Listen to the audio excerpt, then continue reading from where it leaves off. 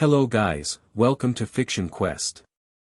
So in this video, we will see what if Naruto landed on Amazon Lily and was forced to marry Boa Hancock. If you enjoy these kinds of stories, don't forget to show us some love by hitting the like button and subscribing to the channel. Your support means the world to us. Now, let's start the story. Chapter 1, The Sun-Kissed Cage. The air in Training Ground 44, the infamous Forest of Death, had never bothered Naruto Uzumaki.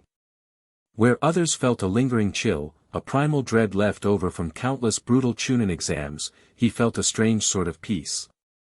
The ancient trees, with their gnarled roots and impossibly high canopies, pulsed with a life energy that hummed in harmony with his own.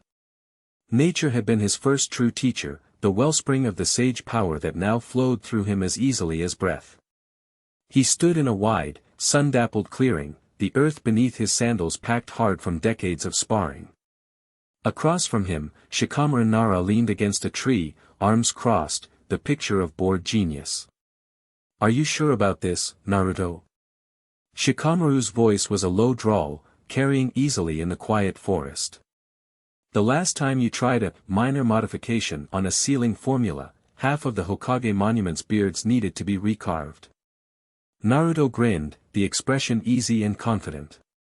At 20, the last traces of boyish awkwardness had been planed away, leaving behind the sharp, defined features of a man who had seen the end of the world and refused to let it fall. That was different. "I was trying to make the seal ramen aware. This is serious." He gestured to the ground in front of him. Etched into the dirt with practiced precision was a complex swirl of ink, a spiraling vortex of characters that seemed to writhe and twist even in stillness. It was a variation of the fourth Hokage's flying Raijin formula, but exponentially more intricate.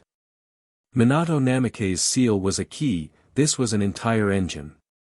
"The flying Raijin is perfect for personal transport," Naruto explained, his gaze fixed on his handiwork. "But it's a closed system. You need a pre-placed marker.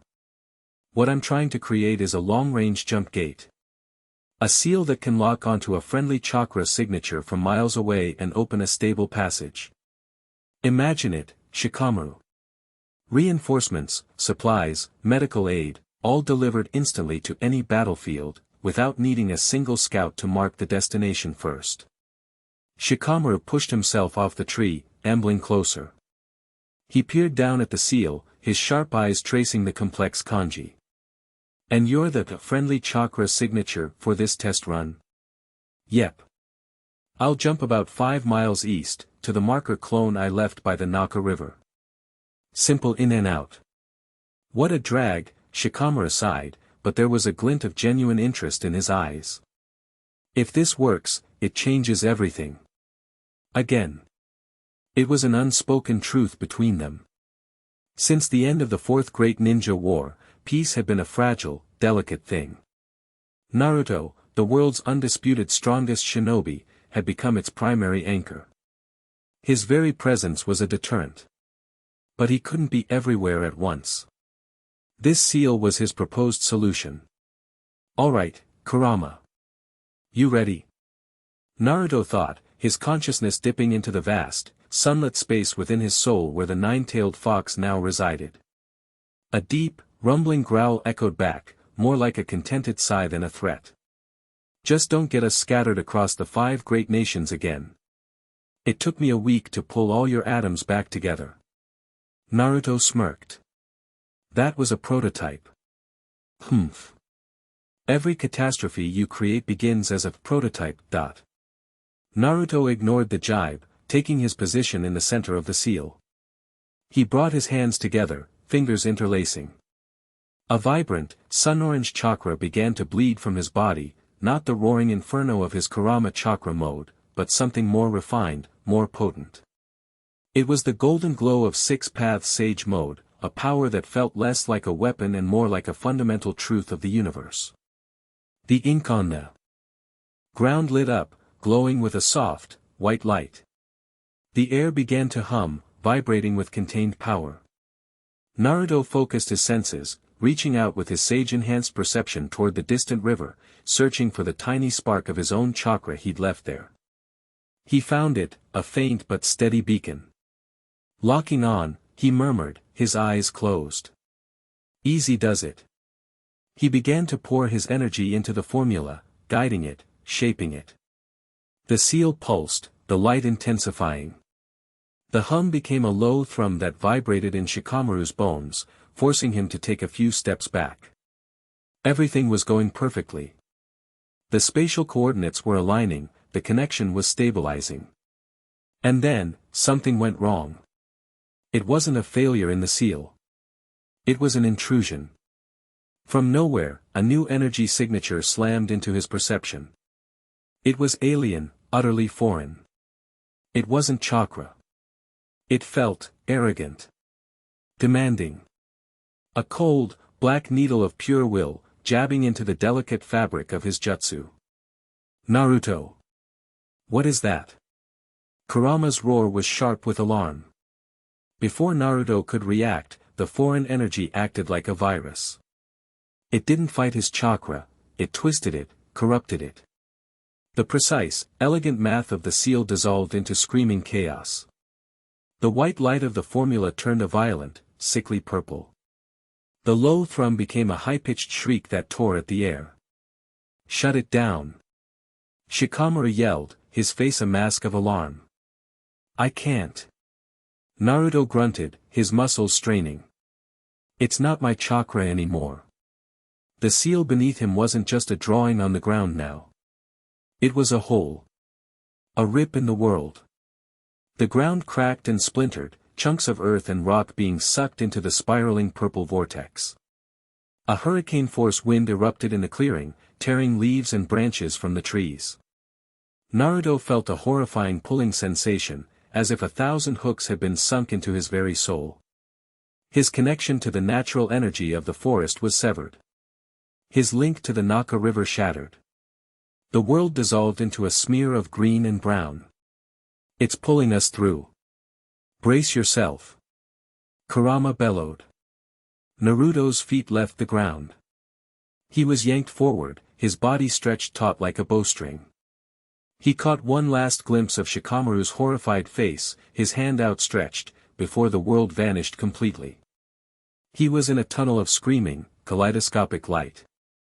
There was no up or down, no sound but the tearing of reality itself. Flashes of alien constellations and dead suns burned his retinas. He felt the cold of the absolute void and the heat of birthing stars in the same instant. It was a place not meant for living things, a raw, unstitched seam between dimensions. His six-paths sage mode flared, wrapping around him like a golden shroud, the only thing keeping his physical form from being shredded into constituent particles. The journey felt like an eternity and an instant. Then, as violently as it began, it ended. He was ejected from the tunnel, shot out like a cannonball. The world reappeared in a blur of blinding green and piercing blue. He was falling. Fast. Below him was a jungle, a sprawling, primordial expanse of emerald that stretched to every horizon, bordered by a sea of impossible turquoise. Training took over. He twisted his body, instinctively angling for the thickest part of the canopy. He crashed through the treetops with a series of thunderous cracks, branches snapping like toothpicks. He used his chakra to cushion the worst of the impacts, his descent slowing as he plummeted through layer after layer of dense foliage. He hit the forest floor with a heavy thud that still would have killed a normal man, landing in a crouch in a patch of soft, mossy earth. For a long moment, he didn't move, every sense on high alert. The air was thick, humid, and heavy with the scent of unknown blossoms and damp soil. The sounds were a cacophony of life, the chittering of strange insects, the cries of exotic birds, the distant roar of some large beast. Everything was familiar, yet fundamentally wrong. Okay. Assessment, he thought, his mind racing, pushing past the disorientation. He did a quick mental check. No broken bones. Bruised, battered, but intact. His connection to Kurama was solid. He still had his gear, the small pack on his back with its scrolls and kunai. He rose slowly to his feet, his golden chakra cloak fading away, leaving him in his standard black and orange attire. He looked up, but the canopy was so thick he could barely see the sky. Kurama. You okay? I feel like I went 10 rounds with the jubi and then got kicked through a mountain, the fox grumbled from within. Where in the world are we? This doesn't feel like any of the 5 nations. I don't think we're in our world anymore, Naruto said, his voice low. He closed his eyes, sinking into the stillness he had mastered atop Mount Myaboku. He drew the world in, not with his eyes or ears, but with his senses. He let the natural energy of this new place flow into him. It was vibrant, overwhelmingly potent, even more so than the forests around Konoha. But it was wilder. Untamed. And woven through it was another energy, the same one he had felt for that split second before the seal broke. It was everywhere, faint but pervasive, a low hum of willpower and life force that was distinct from chakra. It felt like the static electricity before a lightning strike. His sage senses expanded, sweeping outwards. A mile to the west, the jungle gave way to a vast body of saltwater. The calm belt, though he did not know its name. In every other direction, endless jungle. But then he found it. To the south. A concentration of life. A settlement. Hundreds of signatures, all clustered together. But as his senses refined the information, a strange, impossible fact emerged. They're all female, he thought, a flicker of disbelief running through him. He focused harder, sweeping his perception across the settlement again. There was no mistake. Hundreds of life forces, all strong, all radiating that strange, hockey-laced energy. Not a single one felt like a man's. An island of only women? Kurama sounded skeptical. That's statistically improbable. Tell me about it. Naruto's mind was a whirlwind of questions. Was this an illusion? A genjutsu of some kind? He actively pulsed his chakra, a disruptive wave designed to shatter any psychic attack. Nothing changed. This was real. A twig snapped behind him. Naruto didn't turn. He didn't tense. He simply knew. His sage mode had painted a perfect picture in his mind. 3 figures, moving through the trees with a predatory grace. They were cloaked in animal skins, carrying bows. Their energy signatures were sharp, focused, radiating that same strange power he had sensed earlier. He heard the faint thwip of a bowstring. An arrow, faster than any normal projectile, zipped through the air, aimed at the back of his head. Without looking, Naruto tilted his head to the side. The arrow hissed past his ear, embedding itself deep into the trunk of a tree in front of him. A faint, dark energy seemed to shimmer around the arrowhead for a moment before fading. It's coated in that weird energy, he noted. It's meant to hit harder than just a physical object. Silence descended for a beat. Then, 2 more arrows came from different directions. He took a single, casual step to his right. Both arrows sliced through the space where he had been standing and slammed into the same tree. Show yourselves, Naruto said, his voice calm, projecting easily through the dense foliage. I don't want to fight you. 3 women dropped from the branches, landing in a triangular formation around him. They were tall, powerfully built, with the lean, corded muscles of lifelong warriors. They wore simple, practical attire of cloth and leather, and each held a bow with another arrow already nocked. The one who seemed to be the leader, a woman with kind eyes but a stern expression, stepped forward. You are a man, she stated, her voice tight with a mixture of shock and hostility. Your presence on this island is a capital crime. How did you get here? It's a long story, Naruto replied, holding his hands up in a universal gesture of peace. Look, I'm lost. My name is Naruto Uzumaki. I mean you no harm. Lies, another woman snarled.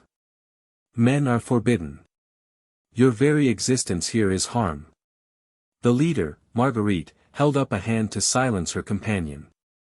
Her eyes were fixed on Naruto, a flicker of confusion in them. You dodged our arrows. You knew they were coming. I'm a sensor, Naruto said simply. I can feel you. I can feel your attacks. And I'm telling you again, I don't want to hurt you. Marguerite's eyes narrowed. Then you will surrender and accept the judgment of our Empress, Hebihime-sama. Naruto considered his options. Surrender was not in his nature. But escalating this into a lethal battle when he still had no idea where he was or what was happening seemed reckless. He needed information. And despite their hostility, he sensed no true killing intent from them, just a rigid, absolute adherence to some law. I can't surrender, he said, his posture shifting from relaxed to ready. But if you can capture me, I won't resist being taken to your leader. It was a fine distinction, but an important one. He would not bow, but he would allow the situation to play out. Marguerite seemed to take this as the highest form of arrogance. So be it. Capture him. The three warriors attacked at once. They moved with a fluid, practiced synergy, attempting to flank him. But to Naruto's sage-enhanced senses, they were moving through molasses. He sidestepped the first woman's lunge, letting her momentum carry her past. He ducked under a sweeping kick from the second, the wind of it ruffling his hair. The third fired an arrow at point-blank range. Naruto caught it out of the air, his fingers closing around the shaft just inches from his face. He spun the arrow in his hand, then tossed it harmlessly to the ground. I'm serious. Let's just talk. His calm refusal to fight seemed to enrage them further. They came at him again, this time their fists and feet glowing with that faint, dark energy. Hockey. Their strikes were hard, powerful enough to shatter stone. But Naruto was a master of taijutsu, trained by Guy and honed in a war against gods. He moved like water, flowing around their attacks. A block here, a parry there. He never once struck back. His movements were so efficient, so precise, that he barely seemed to be trying. He'd redirect a punch with an open palm, use a warrior's own momentum to spin her off balance, and step through their coordinated attacks as if they were nothing more than a choreographed dance. He's too fast, one of them gasped, stumbling back. He's playing with us. Marguerite watched, her disbelief growing with every passing second. This man, he wasn't just strong. He was on a completely different level. He moved with a supernatural grace and economy of motion she had only ever seen in one person, their empress. Enough, she shouted, leaping back and drawing her bow. Fall back. Volley formation. Her companions disengaged, their faces flushed with exertion and frustration. They joined her, and in the trees around them, dozens of other Kuja warriors appeared, all with bows drawn, their arrows aimed at the lone man in the clearing. Naruto's eyes widened slightly. His senses were screaming. Dozens of them. Now maybe 100. All coating their arrows in that strange, forceful energy. This is your last chance, Marguerite called out, her voice echoing in the sudden silence. Surrender, or we will fill you with arrows until you can no longer stand. Naruto looked at the sea of pointed tips aimed at him. He could dodge. He could use clones to create chaos. He could unleash a Raisin Shuriken and end this whole confrontation in seconds, likely leveling a significant portion of the forest in the process. But as he looked at their faces, resolute, determined, utterly convinced of their righteousness, he saw not enemies, but protectors. They were defending their home from an unknown intruder, just as he would have done for Konoha. To meet their fear with overwhelming, lethal force felt wrong. It wasn't his way. All right, fine. We'll play it your way, he thought. Let's see where this goes. I told you, he said, his voice carrying to all of them. If you can capture me, I'll go with you. A flicker of respect crossed Marguerite's face. Or perhaps it was pity. Fire. The sky went dark. A torrent of arrows, hundreds of them, rained down from every direction. It was not a simple volley, it was a dome of death, designed to leave no path for escape. Each arrow hummed with the pressure of Busashoku haki. Naruto moved. He became a blur of orange and black, weaving through the storm of projectiles. His sage mode gave him precognitive flashes, allowing him to anticipate the trajectory of every single shaft. He dodged, he ducked, he deflected arrows with the back of his hand, the metal of his kunai. The air was a thicket of deadly wood and steel, but for a few incredible seconds, he was untouchable. The Kuja warriors watched in stunned amazement. No one could move like that. It was impossible. But the volley was relentless. It wasn't just one wave, but a continuous, screaming downpour. Naruto was fast, but he was still a physical being in a finite space. An arrow grazed his arm, and the impact felt less like a cut and more like a solid punch, the haki disrupting the flow of chakra in his limb for a split second. Another skipped off his shoulder guard. He realized he couldn't dodge forever. He made a decision.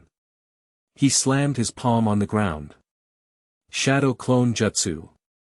In a series of explosive puffs of smoke, a dozen Narutos appeared, scattering in all directions. The Kuja archers, startled, divided their fire. The clones did their job, drawing the majority of the arrows, each one dissipating in a puff of smoke as it was struck. But it was a feint. While their attention was split, the real Naruto was already moving. He wasn't running away. He was running towards them. He closed the distance to Marguerite in a heartbeat, appearing before her like a ghost. She gasped, her bow half-drawn. She had no time to react. He didn't attack. He simply tapped her forehead with 2 fingers, a gentle motion devoid of any malice. "Tag," he said with a small, wry smile. Then the world caught up to him. An arrow he hadn't accounted for, fired by a warrior hidden deep in the foliage, slammed into the back of his knee. The haki-infused tip didn't pierce his tough trousers, but the kinetic force was immense, buckling his leg. He stumbled, his perfect balance broken for the first time. And in that one moment of vulnerability, they seized their chance. A weighted net, thrown from the trees, dropped over him. It was heavy, but he could have ripped it apart easily. Before he could, however, a dozen more arrows, all aimed at his limbs, found their mark. They thudded into his arms and legs, the concussive force of the haki making his muscles seize. He fell to one knee, tangled in the heavy ropes. He grunted, not in pain, but in frustration. They hadn't beaten him with skill or power, but with sheer, overwhelming numbers and a tactic he hadn't fully anticipated. He could still break free. One good pulse of Kurama's chakra would incinerate the net and send every warrior flying. "Now, Naruto." Kurama's voice was a low growl of restrained power. "No. Not yet." He looked up at Marguerite, who was staring at him, her hand still unconsciously touching her forehead where he had tapped her.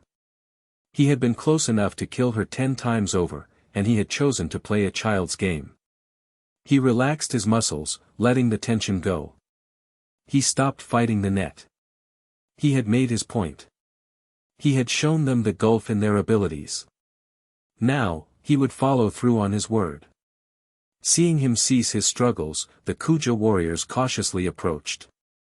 They bound his hands and feet with thick ropes, their movements practiced and efficient. They were still wary, treating him like a caged tiger that might erupt at any moment. But they had done it. They had captured the male intruder. As they hauled him to his feet, chains were brought forth, thick and heavy, forged from a dark, sea-stone-laced metal that felt strangely cold against his skin. They clasped them around his wrists, his ankles, and his neck. He didn't resist, his gaze calm and observant as he took in the faces of his captors. They were a mixture of triumph, fear, and profound confusion. "What is your name again?" Marguerite asked, her voice softer now, stripped of its earlier hostility. "Naruto Uzumaki," he replied, his voice even. She nodded slowly. "Come, Naruto Uzumaki. You will now face the judgment of the Pirate Empress, Boa Hancock." The march to the city was a long and surreal affair. Guarded by a phalanx of over 100 warriors, Naruto was led out of the dense jungle and onto a wide, stone-paved road. The city, when it came into view, stole his breath. It was carved into the heart of a colossal mountain, a sprawling metropolis of pagodas and palaces that seemed to grow organically from the stone itself. Chinese-inspired architecture blended with something more ancient, more serpentine. Giant stone snakes were carved into the walls, their bodies coiling around pillars and over archways. The entire city was a monument to the serpent. As they entered the main thoroughfare, the populace came out to see. Women of all ages lined the streets, their faces a mixture of emotions Naruto was all too familiar with: fear, hatred, and a burning, intense curiosity. They pointed, they whispered, their words a torrent of shock and disgust. A man. Here. In the Holy Land. He's filthy. Look at him. How did he get past the coast? Kill him. Naruto walked with his head held high, his gaze sweeping over the crowd, the buildings, the guards. He wasn't intimidated. He had faced down entire villages that had looked at him with the same venom. This was nothing new. He was gathering information, analyzing their culture, their technology, their demeanor. A whole island of beautiful, angry women who want to kill you, Kurama noted dryly in his mind. You've finally found a place that makes less sense than your own village. Quiet, you, Naruto shot back, though he couldn't suppress a flicker of grim amusement. He was led through the winding streets, up a massive stone staircase that seemed to climb to the heavens. At the top was a vast, open-air coliseum, a perfect circle of tiered stone seating that looked down upon a sand-covered arena floor. The stands were already packed with thousands of Kuja citizens, their voices a deafening roar. They shoved him forward, through a dark tunnel and out into the blinding sunlight of the arena floor. The roar of the crowd intensified. He stood in the center, the chains on. His limbs feeling impossibly heavy, and looked up. On a massive, ornate throne carved from a single piece of pink marble, sat the Empress. Naruto had seen beautiful women before. Ino, Sakura, Tsunade. Kurenai. He understood beauty. But this was different. This wasn't just beauty, it was a physical force, an overwhelming presence that demanded worship. Boa Hancock was ethereally, impossibly lovely, with long, straight black hair, a flawless complexion, and a figure that seemed sculpted by the gods themselves. A massive white snake with red markings was coiled lazily at her side. But it was her eyes that held him.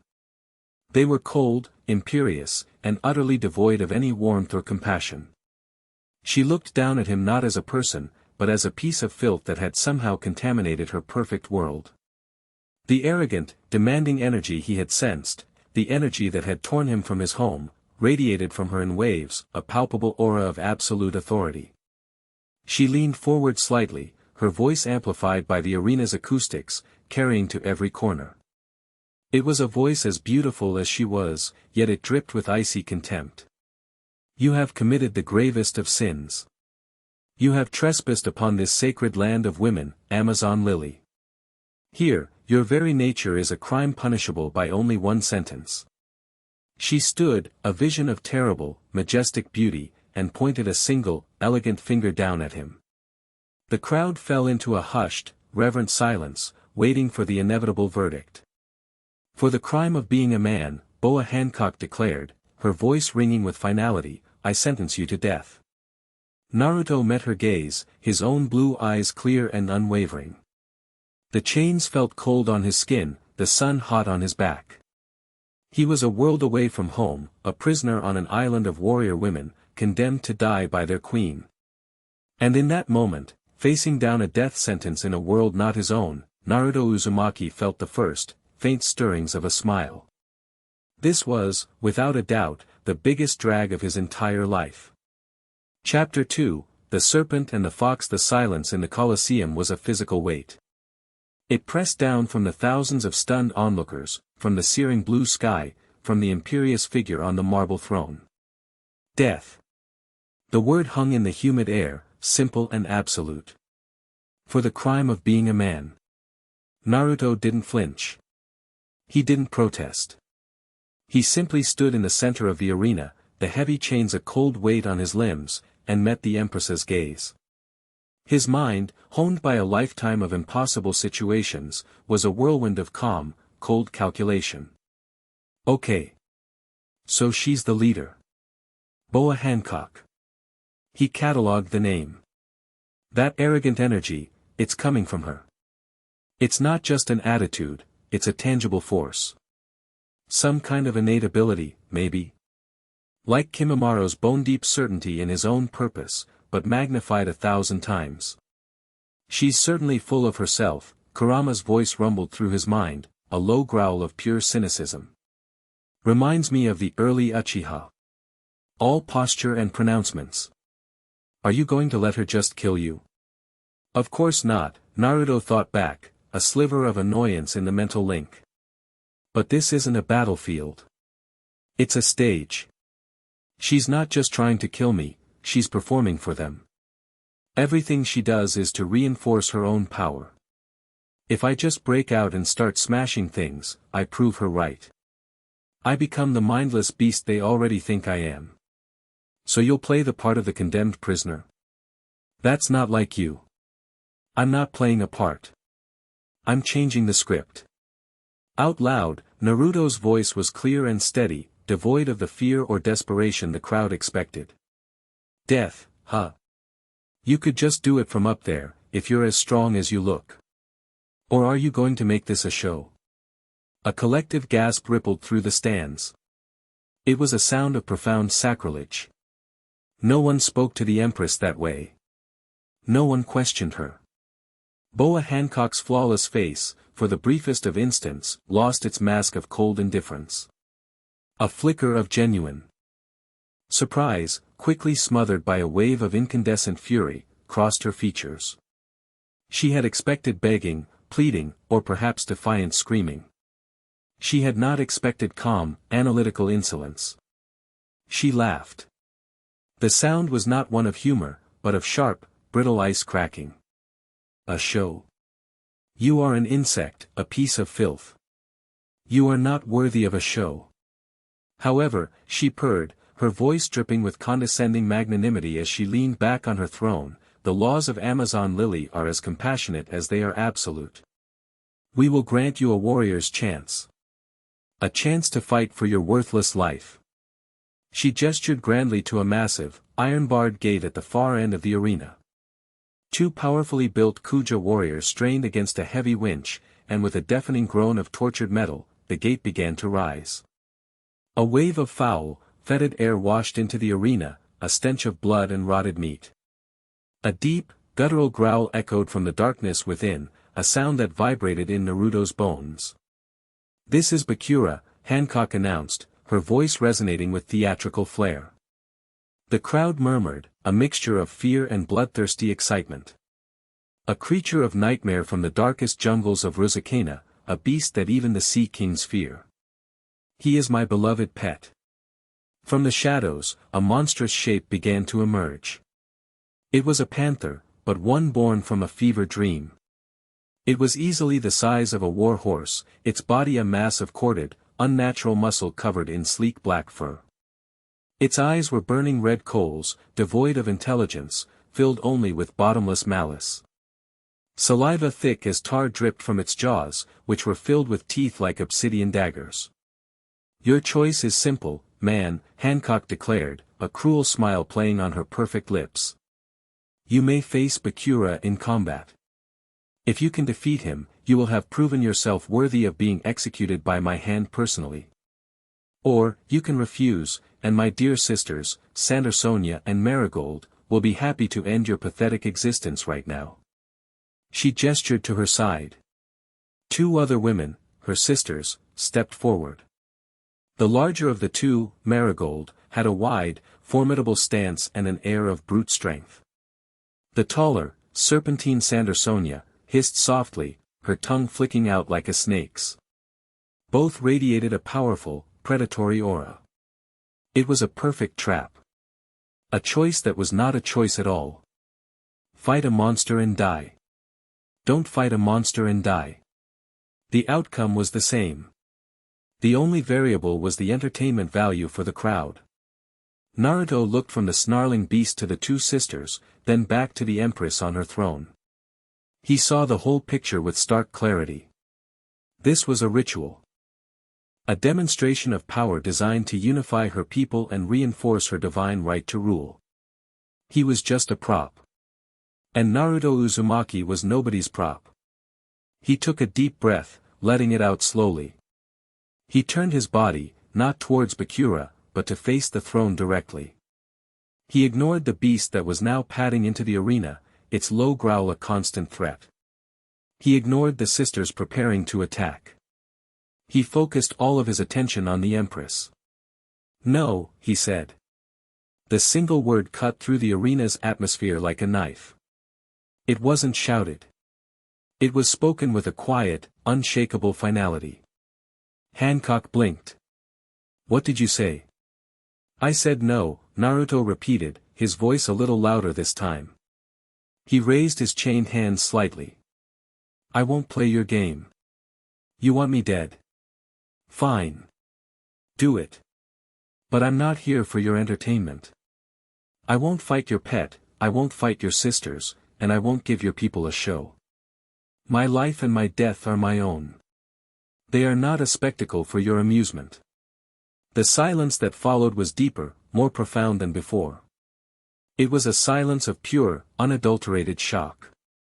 The concept was so alien, so utterly foreign to their culture, that for a moment, no one knew how to react. A prisoner, chained and condemned, was refusing the terms of his own execution. He was seizing control of his own death, denying them their blood sport. Hancock's face became a thunderous mask of rage. This was the ultimate insult. He was denying her authority. He was making a mockery of her power in front of her entire nation. "You insolent wretch," she shrieked, her voice losing its regal composure and becoming shrill with fury. "You do not have the right to refuse. Bakura. Kill him. Tear him to shreds." The monstrous panther, responding to its master's command, let out a deafening roar and charged. It moved with terrifying speed, a Blackford missile of claws and teeth, closing the 50 yards between them in seconds. The ground shook with its pounding footfalls. The crowd roared in anticipation of the slaughter. Naruto didn't move. He didn't even look at the beast. He kept his eyes locked on Hancock, a silent challenge passing between them. "You think your power comes from this throne? From this beast?" he thought. "Real power doesn't need a stage. Naruto, it's about to eat you." Kurama yelled, his chakra flaring with alarm inside the seal. Just as Bakura lunged, its massive jaws gaping wide enough to swallow a man whole, Naruto moved. It was a single, fluid motion. He brought his right hand up, the chains rattling. He didn't need a hand sign. He didn't need to gather energy. The power was already there, an extension of his will. Rasengan. A sphere of pure, swirling chakra materialized in his palm. It was no bigger than his fist, a perfect, miniature hurricane of violent blue energy that screamed with a high-pitched, grinding whine. It was the first ninjutsu this world had ever seen. He didn't thrust it forward. He didn't make a show of it. As Bakura's jaws snapped shut, he simply met the charge, turning his body slightly and pressing the sphere against the beast's massive, charging shoulder. There was no grand explosion. There was only a sound. A sickening, grinding crunch of annihilated matter. The Rasengan, a jutsu designed to grind and pulverize on a cellular level, did its work instantly. It didn't just break the bone, it erased it. The sphere of chakra bored through muscle, sinew, and bone, tearing a perfect, cauterized tunnel straight through the creature's torso before dissipating on the other side. Bakura's momentum carried its now dead body forward. It flew past Naruto, tumbling end over end like a discarded toy before crashing into the arena wall with a wet, heavy thud. It slid to the ground, motionless, a gaping, smoking hole clear through its shoulder and chest. The Colosseum, which had been a cauldron of roaring bloodlust, fell utterly silent. Every single person, the warriors, the citizens, the elders, Hancock's sisters, was frozen, their eyes wide with disbelief. They stared at the dead monster, then at the man standing calmly in the center of the arena, his hand still slightly raised. He hadn't struggled. He hadn't screamed. He had spoken a single, strange word and unleashed a spiraling ball of blue light that had killed the unkillable Bakura in less than a second. It wasn't a fight. It was an execution. On the throne, Boa Hancock was trembling. It was not from fear, but from a rage so profound it was seismic. Her pet. Her symbol of terror and power. Destroyed. Effortlessly. By this filthy, chained man who had dared to defy her. The humiliation was a physical fire, burning in her chest, scorching her pride. You. She hissed, her voice a low, dangerous whisper. You will pay for that. In a swirl of silk and fury, she leaped from her throne. She didn't use the stairs. She simply dropped, landing on the arena sand 100 feet from Naruto with the grace of a falling leaf and the impact of a meteorite. The ground around her feet cracked. I will kill you myself, she declared, her voice now dangerously calm. I will make you regret the day you were born a man. Naruto finally lowered his hand, the chains clinking. He looked at the furious empress, and for the first time, he felt a spark of something other than analytical detachment. He felt a flicker of pity. He could sense it now, up close. Beneath the layers of haughty, arrogance, and rage, there was a deep, ancient well of pain. A scar on her soul that was so profound it had warped everything around it. It felt chillingly familiar, like the echoes of his own lonely childhood, but twisted into something sharp and hateful. You don't want to do this, he said, his voice quiet but carrying in the dead silence. His pity was the final insult. To be looked upon with anything other than worship or terror was anathema to her. Do you know who I am? She screamed, her composure shattering completely. I am the pirate empress. The most beautiful woman in the world. Every man and woman who lays eyes on me falls hopelessly in love. They would die for a single glance. She struck a pose, leaning back dramatically, her hands forming a heart shape. And those whose hearts are filled with filth, who harbor wicked thoughts, are turned to stone by my marrow mellow. A beam of pink, heart-shaped energy shot from her hands, flying across the sand directly at Naruto. It was her ultimate weapon, the power of her devil fruit, an attack that had petrified armies of powerful pirates and marines. The Kuja in the stands shielded their eyes or looked away, so certain was his fate. To be hit by that beam was to become a stone statue, a permanent monument to Hancock's beauty and power. The beam struck him square in the chest. Naruto stood there, bathed in the pink light, and blinked. He felt a strange warmth, a faint tingling sensation, but nothing more. He looked down at his chest, then back up at Hancock, a quizzical expression on his face. Is that supposed to do something? He asked, genuinely curious. The impossible had happened again. Hancock stared, her jaw slack. The Kuja peeked from behind their hands, their eyes going wide. He was fine. He was completely, utterly unaffected. The marrow mellow, their empress's divine power, had done nothing. But, how? Hancock stammered, the words catching in her throat. No man is immune. Your heart must be filled with such filth that. My heart's fine, Naruto interrupted, his voice firm. Maybe your power only works on people who are interested. And right now, the only thing I'm interested in is why you're all so angry. His immunity wasn't a mystery to him. The marrow fruit worked on lust and infatuation. But Naruto's heart was already full. It was full of an unwavering loyalty to his friends, a deep and abiding love for his village, the memory of his parents, the brotherly bond with his tailed beast, and the lingering, bittersweet ache of a first love for a girl with pink hair who had chosen someone else.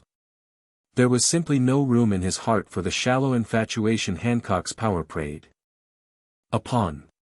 He saw her, and he registered that she was beautiful in the way one registers that a storm is powerful or a mountain is tall. It was a fact, not an allure. His immunity, however, was a crack in the very foundation of Hancock's world. Her power, her beauty, they were one and the same. They were the source of her authority, her weapons, her shield. For a man to be immune to them was to say that she was not the most beautiful, that her power was not absolute. It was a denial of her very existence. With a scream of pure, frustrated rage, she abandoned her powers and launched herself at him. "Slave arrow," she shrieked, kissing her finger and pulling back an ethereal bowstring, firing a volley of pink, heart-tipped arrows. Naruto didn't need to dodge. He simply moved. His sage mode, which had been drinking in the potent natural energy of the island, was singing in his veins. The world slowed to a crawl. The arrows, fast as they were, seemed to drift through the air. He sidestepped, weaved, and flowed around them, the chains on his limbs a clinking, metallic counterpoint to the deadly grace of his movements.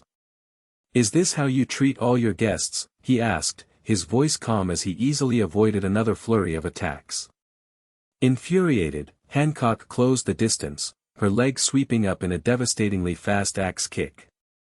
"Perfume femur," she yelled. The kick was aimed at his head, her heel coated in a shimmering layer of Busashoku haki, hard enough to shatter diamond. This, Naruto couldn't just ignore. This was pure physical power. He met the kick. Not with a block, but with a redirection. He brought his chained hands up, catching her ankle in the loop of his manacles.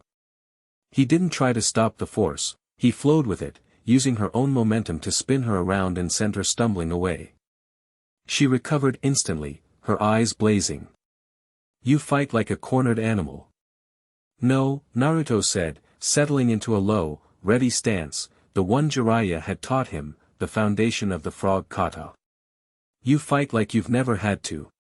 You're powerful, I'll give you that. But you've always relied on your beauty or that weird beam to win before the fight even starts. You don't know how to handle someone who isn't falling all over you." Every word was a perfectly aimed dart, striking right at the heart of her insecurities. And he was right. Most of her opponents were petrified or mesmerized long before she had to exert herself. She was a master of haki, a formidable warrior, but her entire fighting philosophy was built on an untouchable pedestal. She came at him again, a furious whirlwind of kicks. Her style was elegant, powerful, each strike capable of shattering stone. But Naruto's frog kata was the perfect counter.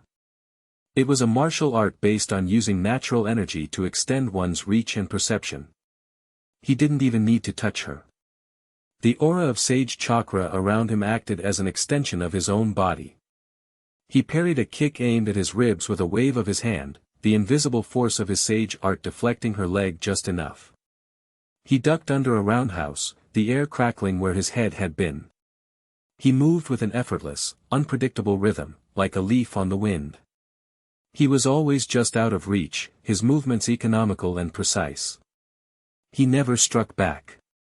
He just avoided. The crowd watched in breathless awe. Their empress, their peerless warrior queen, was fighting a chained man, and she couldn't land a single blow. The man wasn't even fighting back. He was simply refusing to be hit. The display was more humiliating for Hancock than any counterattack could ever be. "Why won't you fight me?" she screamed, her frustration boiling over. She was panting slightly, her perfect brow beaded with sweat. "Are you mocking me?" "I told you," Naruto said, his voice even. "I don't want to hurt you." He could feel it from her, the desperation. The need to prove herself. He decided to end it.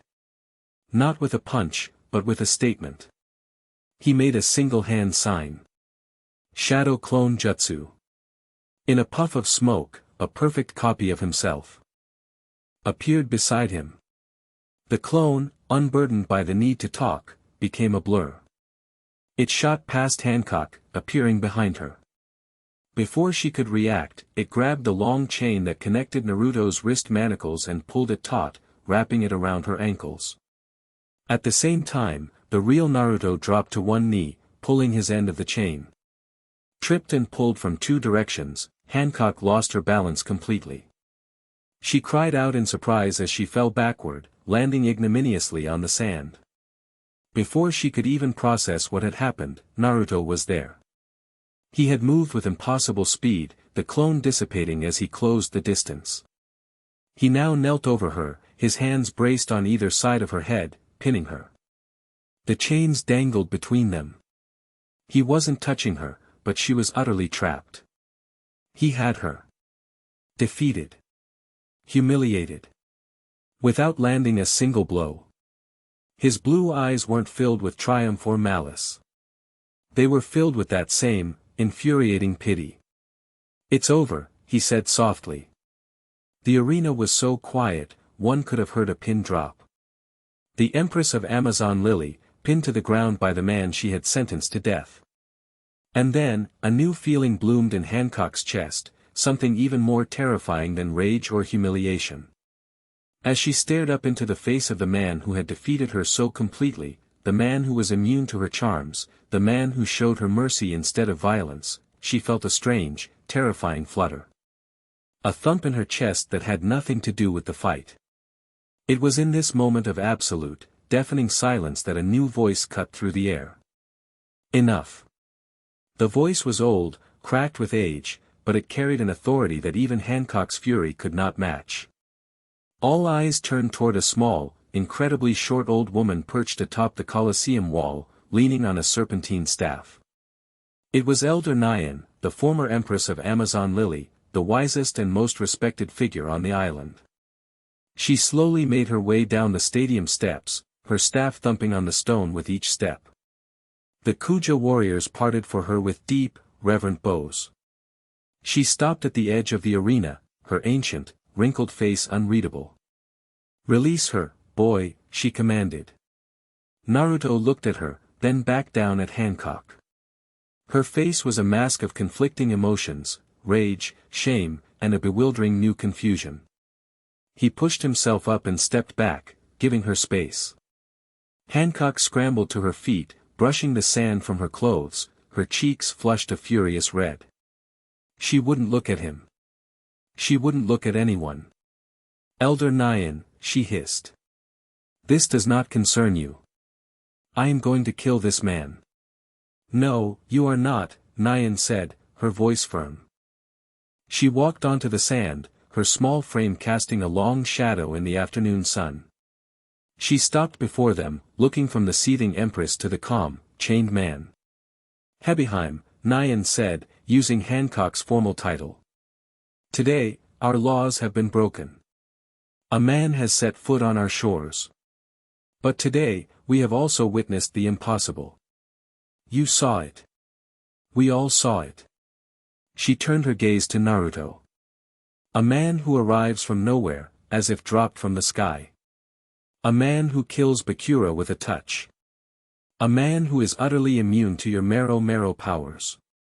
A man who defeats you, the strongest warrior among us, without laying a finger on you in anger." She let her words sink in, her gaze sweeping over the silent crowd. "For years, we have relied on our reputation and the protection of the Shichibukai system. But that is a fragile shield. The world government is fickle. The tides of the world are changing. We have seen what true monsters, like the emperors of the sea, can do. Our isolation is our strength, but it is also our greatest vulnerability." She pointed her staff at Naruto. "This man is not a simple intruder. He is an anomaly. A force of nature. Such power, if it were aimed against us, this island would be dust. But he has shown no malice. Only a strange kind of honor." Hancock finally found her voice. "He is a man. The law is absolute. He must die. And what if his death brings his comrades?" Nyan countered, her voice sharp. "What if he is but the first drop in a coming storm? We know nothing of where he came from or how he got here. To kill him blindly is an act of fear, not strength." It is a gamble we cannot afford to take. Then what do you propose, old woman? Marigold snarled from the arena's edge. We let him go. We keep him as a pet. Nyan's eyes glinted with a cunning, ancient wisdom. Neither. We bind him to us. We turn this unprecedented threat into an unprecedented shield. She turned and faced the entire Colosseum, her voice rising. There is an ancient law, one that predates even my own rule. A law for a situation so impossible it has never been invoked. If a man should ever prove himself not only our equal, but our superior in strength and spirit, and if he is a man whose heart is pure enough to be immune to the Empress's charms, then he is not to be killed. He is to be married. A tidal wave of shock, confusion, and outrage washed over the Colosseum. Shouts and protests erupted from all sides. The idea was blasphemous. Unthinkable. Married? Hancock shrieked, her face a horrified mask. To him. That is the most absurd, repulsive thing I have ever heard. I would rather die. The law is the law, Hebeheim. Nyan shot back, her voice cracking like a whip. It was created for this exact purpose. To bind an outside power to the Kuja, to integrate it, to make it our own. This man's power could be the ultimate guarantee of Amazon Lily's safety for generations to come. His strength, bound to your authority, it would make our nation truly invincible. The other elders of the tribe, seated in a place of honor, began to murmur amongst themselves. They were old, pragmatic. They had seen the truth of Nyan's words with their own eyes. Naruto's power was undeniable. His lack of malice was baffling. Nyan's logic, while shocking, was sound. This is insane. Hancock raged, turning to her people for support. You cannot possibly agree with this. Look at him. He is a man. A lower creature. But the crowd was no longer a unified wall of hatred. They were confused. They had seen him spare Marguerite in the forest. They had seen him defy their empress with quiet dignity. They had seen him obliterate a monster and then defeat their queen with mercy. He was a man, yes. But he was not the monster they had been taught to expect. Naruto, who had been listening to this entire exchange with a growing sense of surreal disbelief, finally decided to speak up. Hold on a minute, he said, cutting through the cacophony. Everyone turned to look at him. You're talking about forcing me to marry her. Does anyone want to? Ask what I think about this. Nyan peered at him, her head cocked. And what do you think, boy? I think you're all crazy, Naruto said bluntly. I didn't ask to come here. I have my own home, my own people to protect. I just want to find a way back. I'm not looking to get married, especially not to someone who tried to kill me 3 times in the last 10 minutes. Hancock looked momentarily vindicated. See? Even he refuses this madness. However, Naruto continued, his strategic mind seeing the one viable path forward, the alternative seems to be getting executed, and I'm not a fan of that either. And that fragile shield you were talking about? I get that. My home, we've had our share of trouble. I understand what it means to want to protect your people. He looked from Nyan to Hancock, his gaze direct and honest. I'll make you a deal. This marriage proposal is ridiculous. But I won't fight you anymore. I'll stay here, as your guest. An ally, not a prisoner. In exchange, you help me figure out a way to get home. And if your island is attacked while I'm here, I'll help you defend it. That seems fair. Nyan considered his words, then let out a dry cackle. A fair proposal.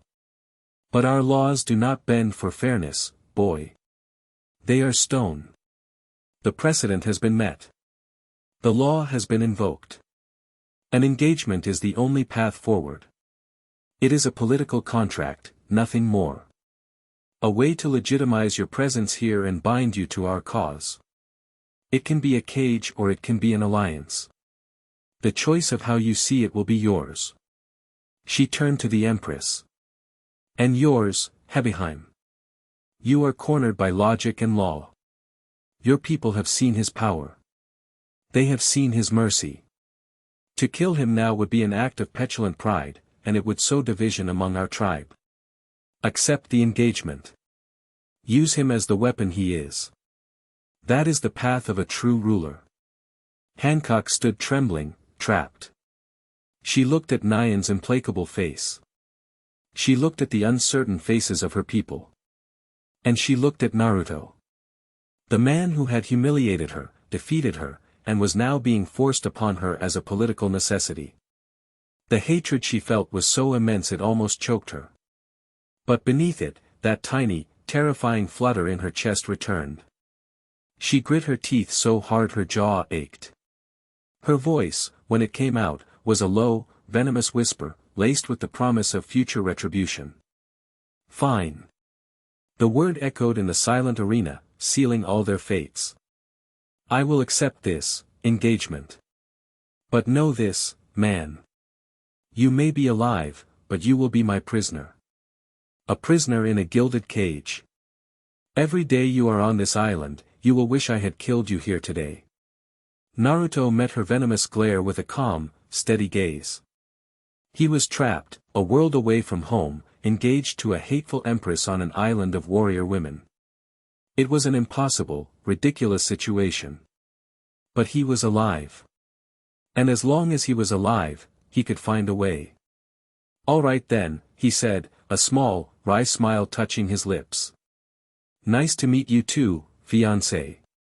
Chapter 3, A Vow of Stone. The word, engagement, echoed through Amazon Lily like a crack of thunder, splitting the island's unified consciousness in two. For centuries, their society had been a monolith, built on the unshakable foundation of isolation and matriarchal law. Now, a single man had not just breached their walls, he had been grafted onto the very structure of their leadership. The shockwave was immediate and profound. Naruto was escorted from the arena not as a condemned prisoner, but as something far more complicated and, to many, far more dangerous, a political entity. The heavy, sea-stone-laced chains were removed, clattering to the stone floor with a sound of finality. In their place was an invisible leash, woven from ancient law, political necessity, and the furious glare of the woman he was now bound to. He was led not to a dungeon, but to a lavish set of chambers within the sprawling Kuja palace. The rooms were opulent, fit for a visiting dignitary, with silk wall hangings depicting epic serpent battles. Intricately carved wooden furniture, and a wide balcony that offered a breathtaking, panoramic view of the entire city and the turquoise sea beyond. It was a beautiful cage. For the first few hours, he was left utterly alone. The silence was a stark contrast to the cacophony of the arena. He used the time productively. He stood on the balcony, closed his eyes, and expanded his senses. Sage mode flooded his being, and he drank in the details of his new environment. He mapped the layout of the palace, the patrol routes of the guard station conspicuously outside his doors, the flow of that strange hockey energy throughout the city. He could feel the pulse of the island, a mixture of agitation, fear, confusion, and a reluctant, simmering curiosity, all directed at him. So. The prince consort of Snake Island, Kurama's voice echoed in his mind, dripping with sarcasm. Quite the promotion from filthy man-beast. Naruto let out a long sigh, leaning his hands on the stone railing. The sun was beginning to dip toward the horizon, painting the sky in fiery shades of orange and pink that reminded him painfully of home. Don't start, Kurama. This is a mess. It's a strategic victory, the fox countered, his tone shifting to something more serious. You're alive, you're not in a cell, and you have access to their leadership. You've turned an execution into a political negotiation. The brat from the academy has learned a thing or two, it seems. It's a temporary solution, Naruto corrected. This engagement is a powder keg. Hancock hates my guts. The elders see me as a tool. The rest of the island sees me as a monster or a curiosity. One wrong move, and this whole thing blows up in my face. Then don't make a wrong move, Kurama stated simply. You said it yourself in the arena. You're an ally, not a prisoner. Show them what that means. Before Naruto could respond, the ornate doors to his chamber slid open. Elder Nyan stood there, leaning on her staff, her ancient eyes scrutinizing him. Behind her were two Kuja attendants carrying trays of food and fresh clothing. The Empress has declared that you will dine alone tonight, Nyan announced, her voice raspy. She finds your presence distasteful. The feeling's mutual, Naruto replied without heat, turning from the balcony. Nyan let out a dry cackle. Honest, at least. The clothes are a gift from the tribe. Your orange rags are an offense to the eyes. Naruto glanced at the clothing. It was simple but well-made, loose black trousers, a sleeveless dark green tunic, and sturdy leather sandals. It was practical, clearly modeled on the Kuja's own attire. Thanks. The attendants placed the food on a low table, grilled sea beast, exotic fruits he didn't recognize, and a pitcher of water, and then departed with nervous, backward glances, as if expecting him to sprout horns and attack. They are afraid of you, Nyan stated, hobbling into the room. But they are also in awe of you. You have thrown our world into chaos, boy. That wasn't my intention, Naruto said, sitting down at the table. He picked up a piece of the grilled fish, sniffing it cautiously before taking a bite. It was delicious, seasoned with spices he'd never tasted. Intentions are irrelevant. Results are all that matter, the old woman said, her eyes sharp. The Council of Elders has formally ratified the engagement. It is now law. You are, for all intents and purposes, the prince consort of Amazon Lily.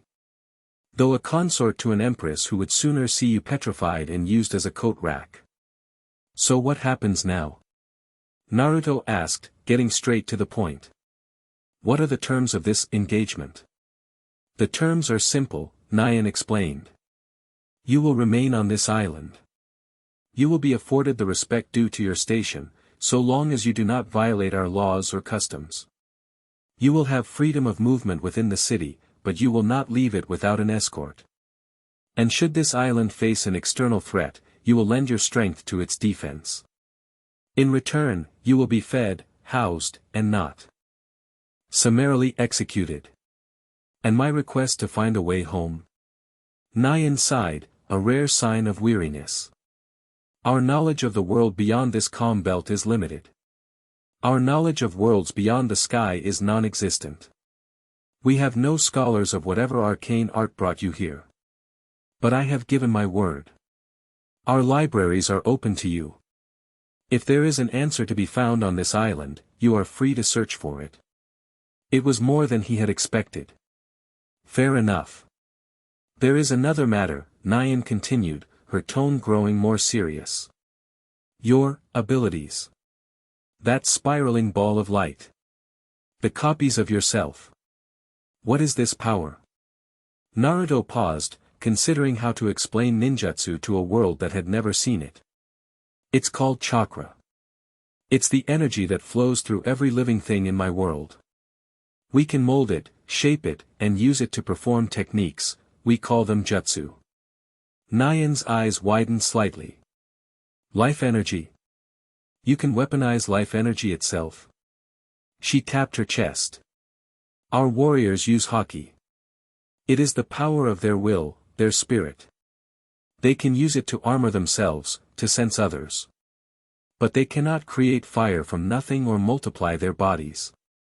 Different worlds, different rules, I guess, Naruto said with a shrug. Your haki, when you coat your arrows with it, it feels like it disrupts chakra. That's why those arrows hurt more than they should have. This was a revelation to Nyan. It can interfere with your power. Interesting. A strategic mind, even in one so old, was always at work. Their conversation was a tense but productive negotiation, disguised as a meal. Naruto established his boundaries, making it clear he was a partner, not a subordinate. He agreed to respect their culture, but not at the expense of his own identity.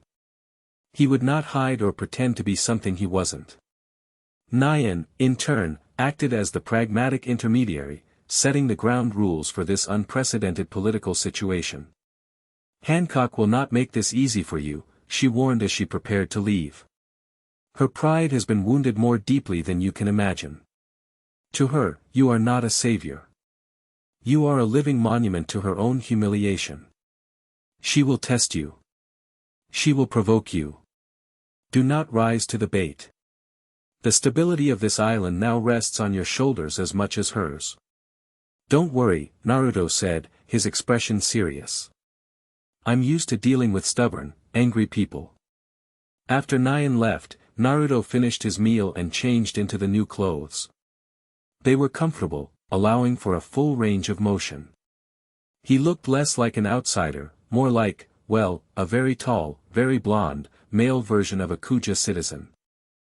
He spent the next hour in a deep state of meditation, extending his senses, sorting through the flood of new information, and trying to suppress the gnawing ache of being so utterly disconnected from his own world. The next morning, he decided to test the limits of his new freedom. He walked out of his chambers, giving a polite nod to the two guards, who stiffened and gripped their spears, their eyes wide. He walked through the palace corridors, a silent whirlwind of whispers and pointed fingers following in his wake. He made his way to the main training grounds, a vast courtyard where hundreds of Kuja warriors were engaged in their daily drills. As he entered, the entire courtyard fell silent. Every head turned to him. The air crackled with tension. Instead of retreating, Naruto walked to an empty section of the grounds. He ignored the stares, the hostile glares, the fearful whispers. He began his own daily routine, a series of katas and warm-up exercises that were a blur of speed and precision. A few of the younger, bolder warriors began to whisper amongst themselves. Look at him. He moves like a viper. Is that the power he used to kill Bakura? The Empress said he was a filthy beast, but he moves with more grace than any of us. Marguerite, the warrior who had first confronted him in the jungle, was there. She watched him, her expression complex. She had felt his power firsthand, but she had also felt his restraint. She saw the other warriors' fear and hostility and felt a pang of something akin to shame. She approached him, her spear held loosely in her hand. The other warriors gasped. Naruto-sama, she said, adding the honorific out of a hesitant respect. Naruto stopped his kata, turning to her with a calm expression. Just Naruto is fine. The Empress has forbidden anyone from speaking to you, she said, her voice low. And yet, here you are, he noted, a faint smile on his lips. Marguerite flushed slightly. We, the warriors wish to know. Your power. Chakra. Elder Nyan said it is life energy. Our haki is spirit energy. Are they connected? It was a simple, direct question. A warrior's question. Naruto appreciated it. I don't know, he answered honestly. But I have an idea. How do you train your haki? Through meditation, sparring, and focusing our will, Marguerite explained. Show me, Naruto said. Show me how you focus your will. Hesitantly, Marguerite took a stance. She closed her eyes, and Naruto sensed it immediately. Her energy, which was normally diffuse, began to concentrate, to harden. A faint, almost invisible shimmer coated her skin. Busashoku Haki. Good, Naruto said. Now, try this. As you're focusing your will, try to feel the energy around you. Not just in you. In the air, in the ground, in the stone. It's there. You just have to listen. He was trying to teach her the very first step of sensing natural energy, the foundation of sage mode. He didn't know if it would work for someone without a chakra network, but the principles were similar. Willpower and life force were deeply intertwined. Marguerite looked confused, but she was a dedicated warrior. She closed her eyes and tried. For a long time, nothing happened. The other warriors watched, some scoffing, others intrigued. "I don't feel anything," she said, frustrated. "It's not about feeling with your skin," Naruto coached gently. "It's about becoming part of the world around you. Stop seeing yourself as separate from it. You are the rock. You are the wind. Your will is not just inside you, it's a part of everything." He was paraphrasing the abstract lessons Fukasaku had taught him, translating them into a language a warrior might understand. He placed a hand gently on her shoulder. He wasn't transferring chakra, just a point of focus. "Here. Feel the life in the stone beneath your feet. It's old. It's strong. Match its rhythm." Marguerite's eyes snapped open. I felt something. A vibration. A hum. It was a tiny breakthrough, but it was a start. A few of the other warriors who had been listening intently now looked at Naruto with a new kind of interest. He wasn't just a monster. He was a master of a different path, and he was willing to share his knowledge.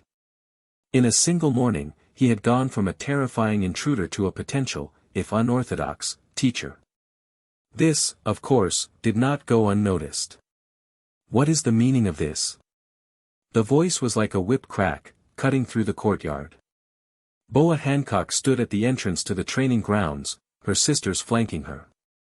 Her face was a mask of cold fury. She had seen it all from a palace balcony. She had seen him interacting with her warriors. She had seen Marguerite, one of her most loyal subjects, actually listening to him. "You dare to corrupt my warriors with your foul, masculine ways," she seethed, striding toward them. The warriors, including Marguerite, immediately dropped to one knee, their heads bowed. "Hebiheim-sama. Forgive us." Naruto remained standing, facing her directly. "They asked me a question. I was answering it. You will not speak to my subjects," Hancock decreed. "Your very voice is a poison. They are forbidden from interacting with you. And you," she pointed a finger at Marguerite, "will spend a week in the penitent cells for your insubordination." "She did nothing wrong," Naruto said, his voice dangerously low. "She showed curiosity. A warrior who isn't curious is a warrior who doesn't grow. Punishing her for that is punishing your own army for wanting to be better. How I rule my army is none of your concern, man." Hancock spat the word like a curse. "You are a guest here. A germ I am forced to tolerate. Do not forget your place." "My place is as your ally," Naruto countered, his gaze unwavering. "And allies don't punish each other's people for trying to learn.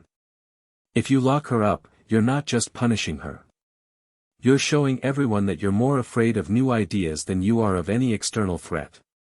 He had framed it perfectly. It was no longer about a disobedient warrior. It was about her own strength as a leader. To punish Marguerite now would be to admit that Naruto's influence was a genuine threat, to admit that she was afraid. Her pride would not allow that. Hancock was trapped by his logic, and she knew it. Her hands clenched into fists at her sides. The rage and frustration rolling off her was a palpable force. "Fine," she hissed through gritted teeth. She turned her venomous glare on Marguerite. "You are dismissed from your duties for the day. Go, before I change my mind." Marguerite scrambled to her feet and fled, casting a grateful, awed look back at Naruto. Hancock turned her fury back on him. "This changes nothing. You are a disease. And I will find a way to cut you out." She spun on her heel and stormed away, her sisters trailing in her wake like venomous shadows. Naruto watched her go, a grim expression on his face. This was going to be harder than he thought. He had won the small battle, but the war for any semblance of peace on this island had just begun. He had established that he was not a prisoner, but he had also painted an even bigger target on his back. Later that day, seeking a respite from the palace's tense atmosphere, Naruto made his way to the Kuja Library, a place Nyan had promised him access to. It was a vast, circular chamber, its walls lined with thousands of scrolls. It smelled of old paper and sea salt. He spent hours poring over ancient texts, maps, and histories. Most of it was useless for his purposes: histories of the Kuja tribe, treatises on hockey, bestiaries of the Calm Belt's monstrous inhabitants. There was nothing about dimensional travel, spatial rifts, or anything resembling his fuinjutsu. It was a dead end. As dusk settled, casting long shadows across the library, he found Hancock there. She was alone, standing before a large, unrolled map of the world, her back to him.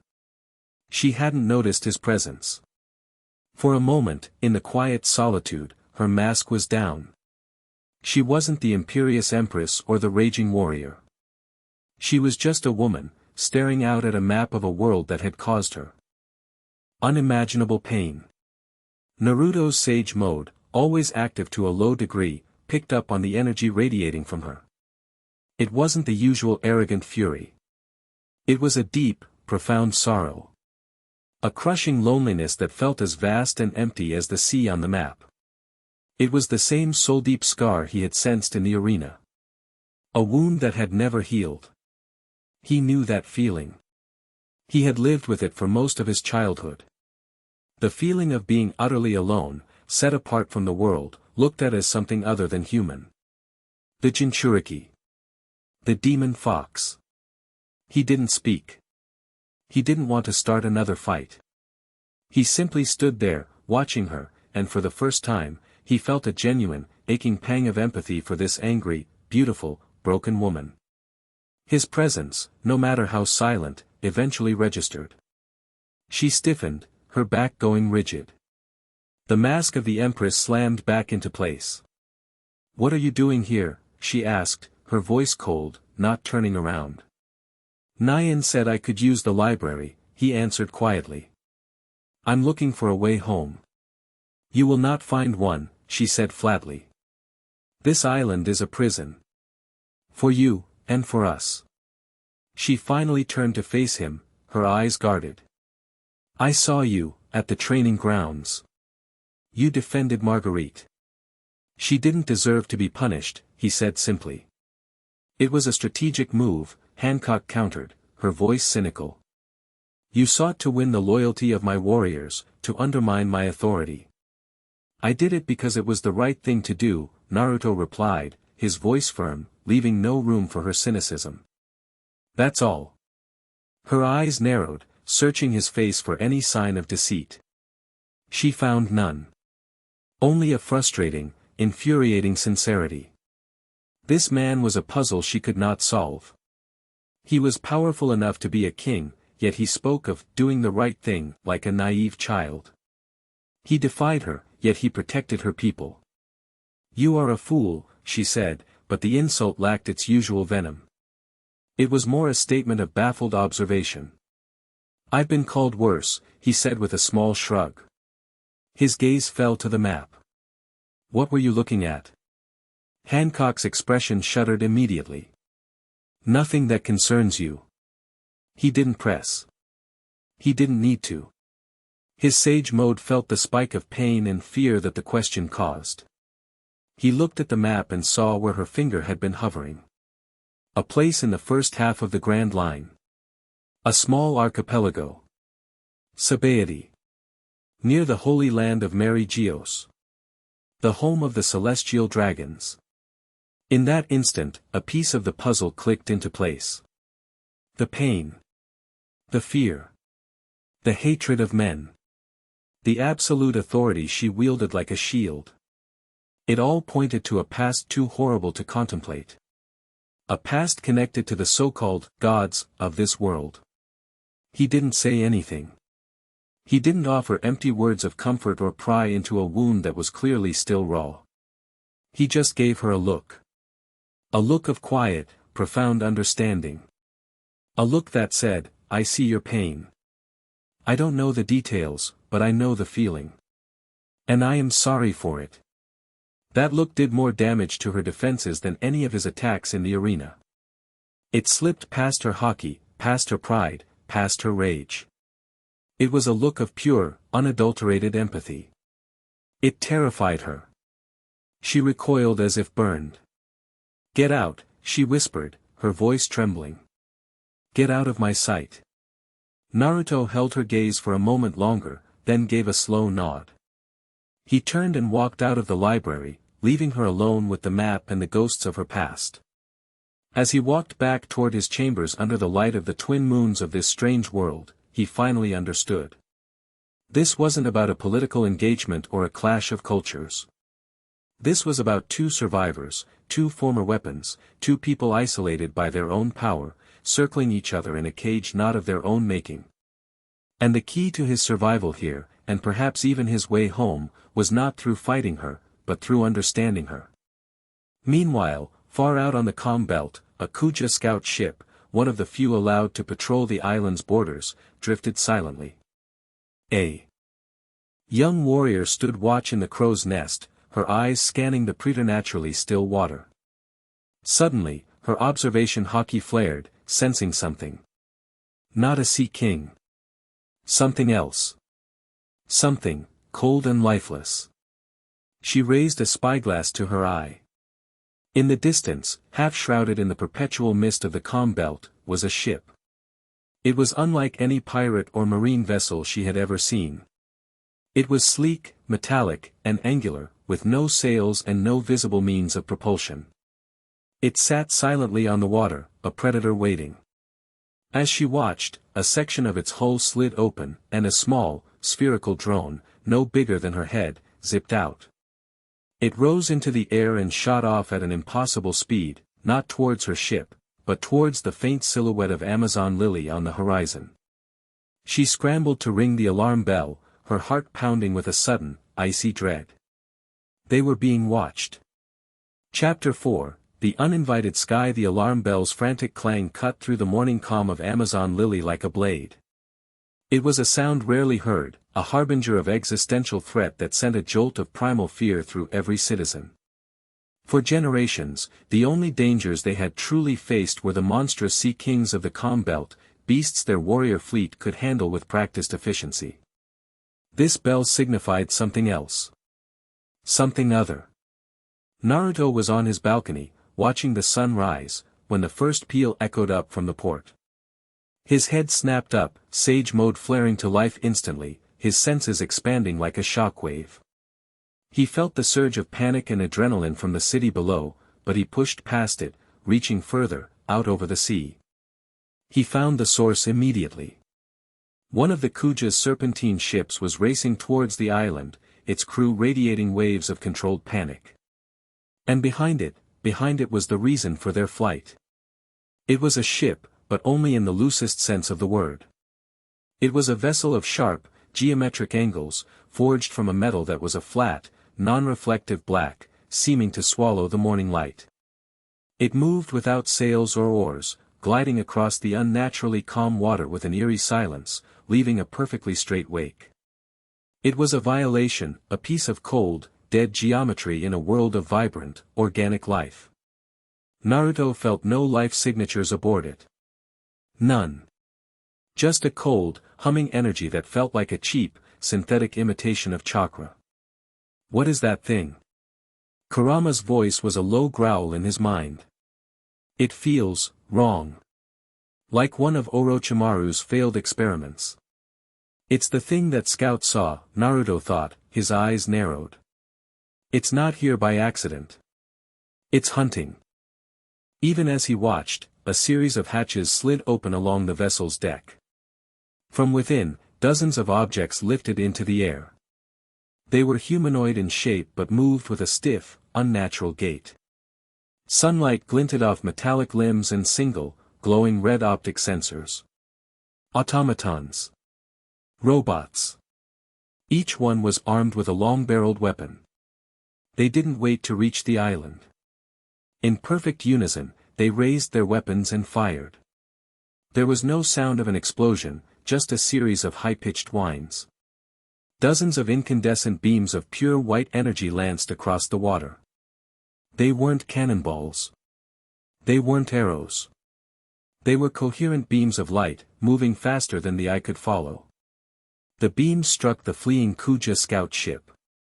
The vessel, built from the strongest ironwood and crewed by hockey-wielding warriors, was annihilated.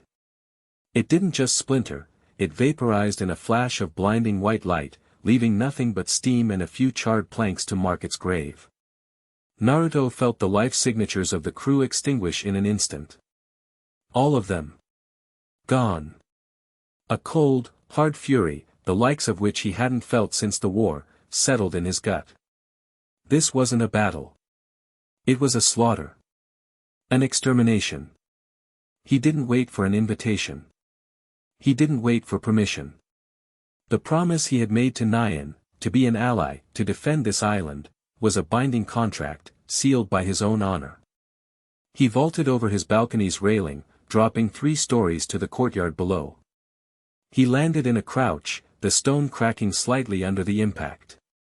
The palace was in chaos, warriors running to and fro, shouting orders, their faces etched with a mixture of confusion and grim determination. He saw Marguerite, her face pale but resolute, barking orders to a squadron of archers. To the eastern cliffs. Standard defensive formation. Wait for the Empress's command. Naruto intercepted her, his movement a blur. Marguerite. What's the plan? She started, shocked to see him. Naruto-sama. You should be in your chambers. It's not safe. I'm safer out here than in there, he said, his voice flat and hard. Those things just destroyed one of your ships. All hands lost. They're not pirates. They're an army. Marguerite's face went white at the news of the ship. She had friends on that vessel. The loss hardened her expression. The Empress is mobilizing the fleet. We will meet them at sea. It is the Kuja way. That's a mistake, Naruto said bluntly. Their weapons have range and power you can't match. You'll be destroyed before you can even fire a single arrow. You have to fight them on the island. Use the terrain. Force them into close quarters where your haki is an advantage. His strategic assessment was instant, brutal, and correct. He had faced technologically superior foes before. Paine's 6 paths had taught him that lesson well. You don't fight a superior weapon on its own terms. Before Marguerite could argue, the Empress herself arrived. Boa Hancock swept into the courtyard like a storm, her 2 sisters at her heels. She was already clad in her battle attire, a flowing purple garb that was both elegant and practical. Her face was a mask of icy rage. The loss of her ship, of her people, was an unforgivable offense. The entire fleet will sortie, she commanded, her voice ringing with absolute authority. We will sink these insolent intruders to the bottom of the calm belt. Empress, wait. Marguerite began, but faltered under Hancock's furious glare. It was Naruto who stepped forward, placing himself directly in Hancock's path. That's suicide, he said, his voice leaving no room for argument. Their weapons can vaporize your ships from miles away. You'll be sending your warriors to their deaths for nothing. This is a Kuja battle, man-thing. It does not concern you, Hancock spat, trying to shove past him. Naruto didn't move. He stood like a mountain. I made a promise.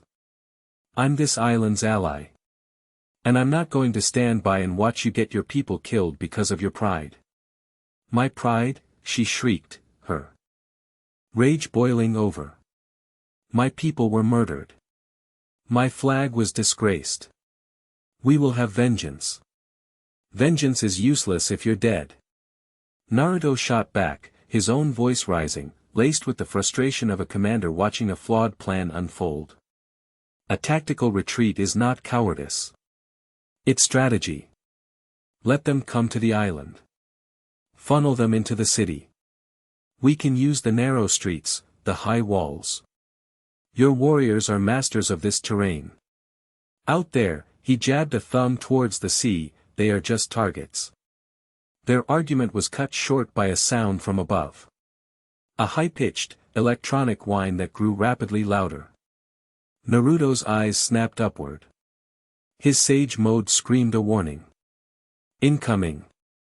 The automaton soldiers had taken flight, their boot heels erupting with blue fire, carrying them from their ship towards the island like a swarm of metallic locusts.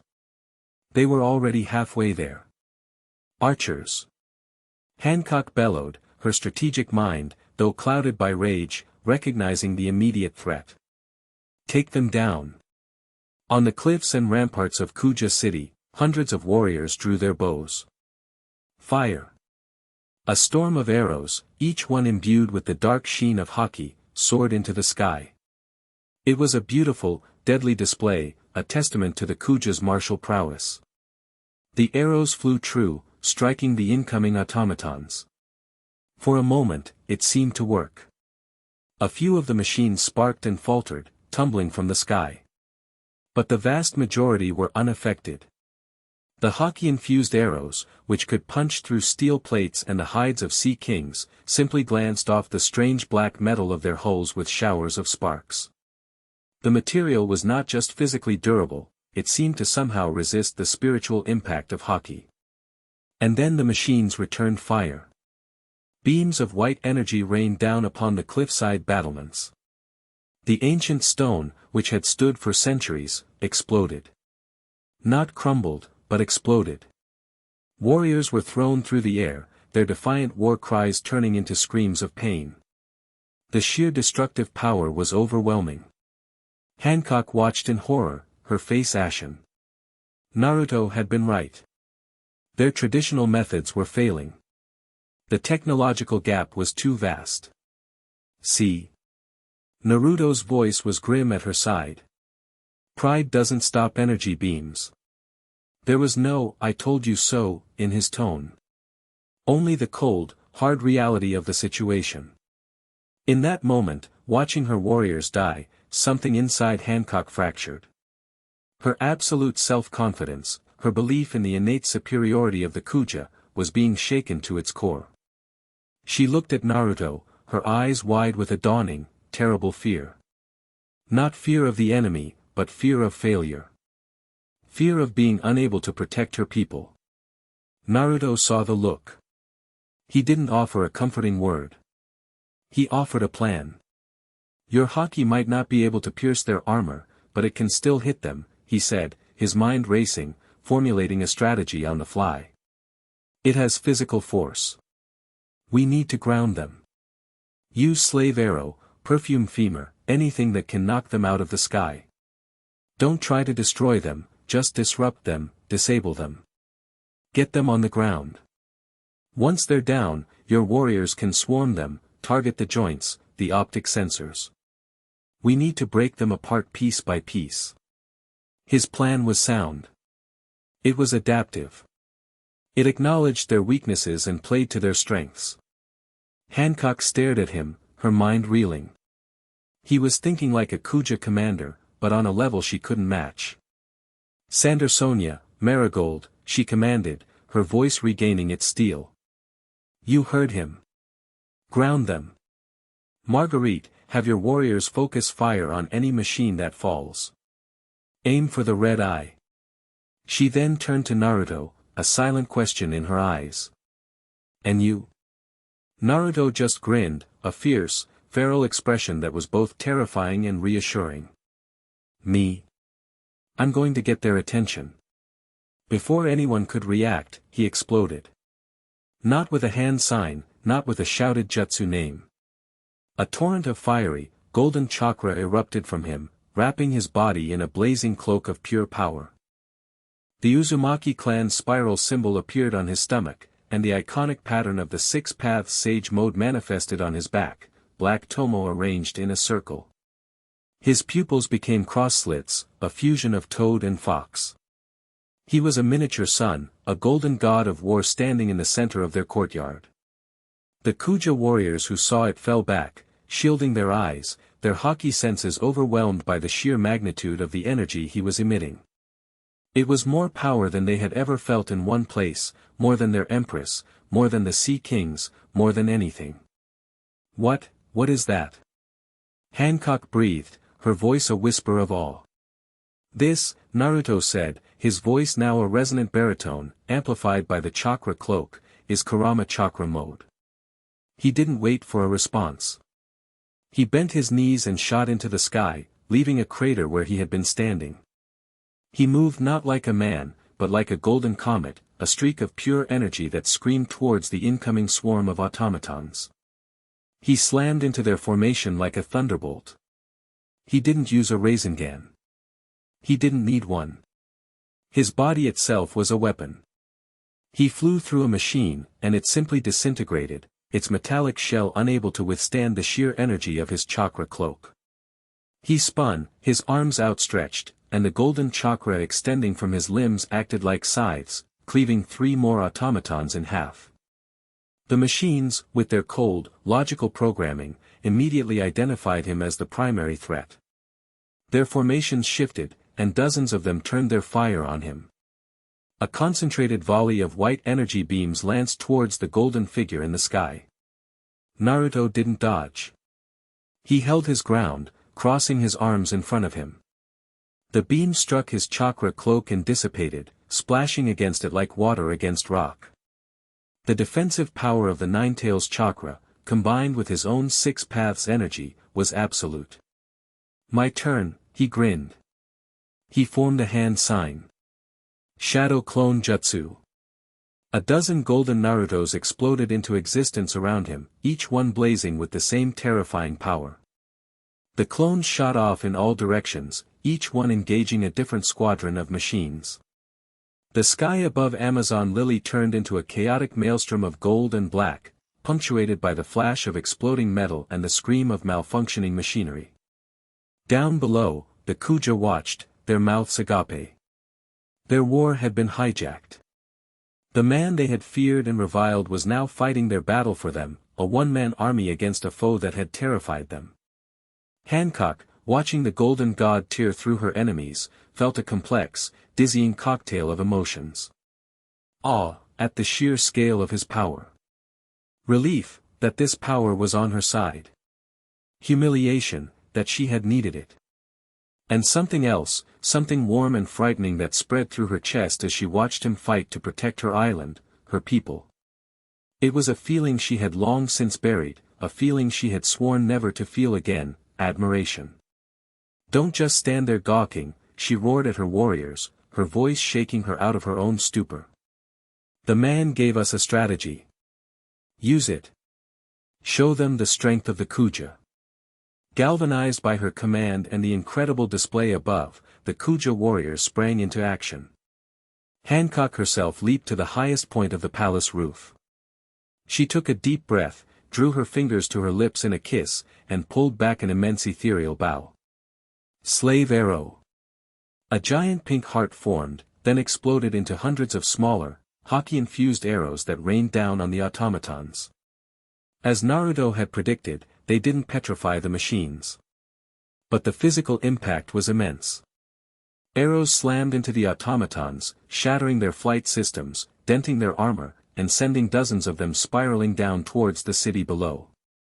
As soon as they crashed into the narrow streets and rooftops, the Kuja warriors were on them. They moved like packs of wolves, swarming the downed machines. Spears and hockey-coated blades struck at joints. At exposed wiring, at the single red eye. The fight was brutal and close-quartered, but it was a fight they could win. The battle raged. In the sky, Naruto and his clones were a whirlwind of destruction, systematically dismantling the aerial assault. On the ground, Hancock and her warriors were a ruthlessly efficient cleanup crew, destroying the machines Naruto's chaos sent their way. For the first time, they were fighting together. Not as rivals, but as a coordinated unit. Naruto would use a massive chakra arm to swat a dozen machines out of the sky, and Hancock would direct her warriors to the crash site like a master tactician. He was the hammer, she was the scalpel. Naruto formed a Rasen shuriken in his hand, the shuriken-shaped sphere of wind-natured chakra screaming like 1,000 banshees. He hurled it into the largest remaining cluster of automatons. It detonated in a massive dome of wind, filled with millions of microscopic chakra blades that shredded the machines on a molecular level. With that final, devastating attack, the sky fell silent. The last of the invading automatons had been destroyed. Naruto floated in the air, his golden cloak receding slightly, panting from the exertion. Below, the last of the street-level skirmishes ended with a final, defiant Kuja war cry. They had won. But the battle was not over. On the horizon, the black, silent mothership still sat on the water. It had deployed its first wave, and they had been annihilated. Now, it would deploy its second. A new, much larger hatch opened on the ship's deck. From it, a single figure emerged. It was not a mindless automaton. It was a person, tall and clad in the same strange black armor. But this one had a life signature. A powerful one. Naruto's sage mode locked onto it. The figure leaped from the ship, rocketing towards the island at a speed that dwarfed even the smaller machines. Hancock saw it too, her observation haki screaming a warning. Naruto! A new one is coming. It's strong. I feel it, Naruto called down, his expression grim. He had hoped it wouldn't come to this. He dissipated his remaining clones, reabsorbing their energy. The fight had been a warm-up. This was the real threat. The figure landed in the main city square with the force of a bomb, shattering the ancient stone tiles and sending up a cloud of dust.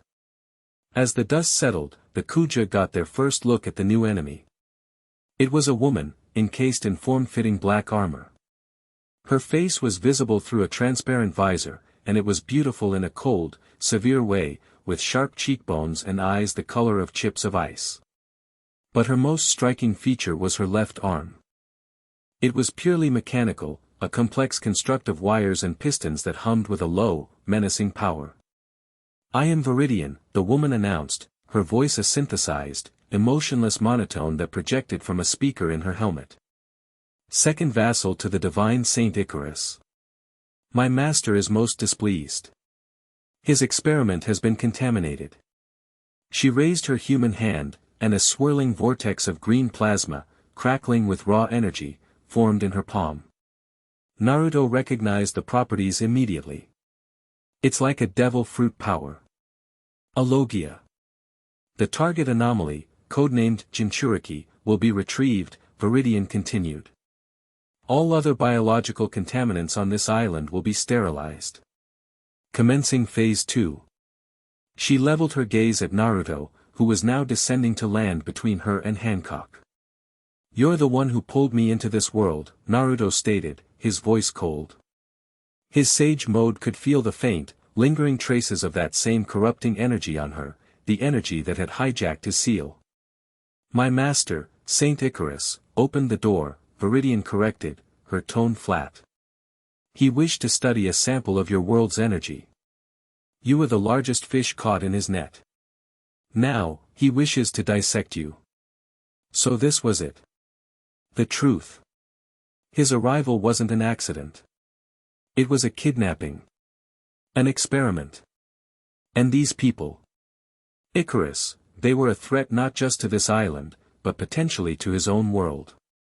You and your master made a big mistake, Naruto said, his golden chakra flaring back to life around him.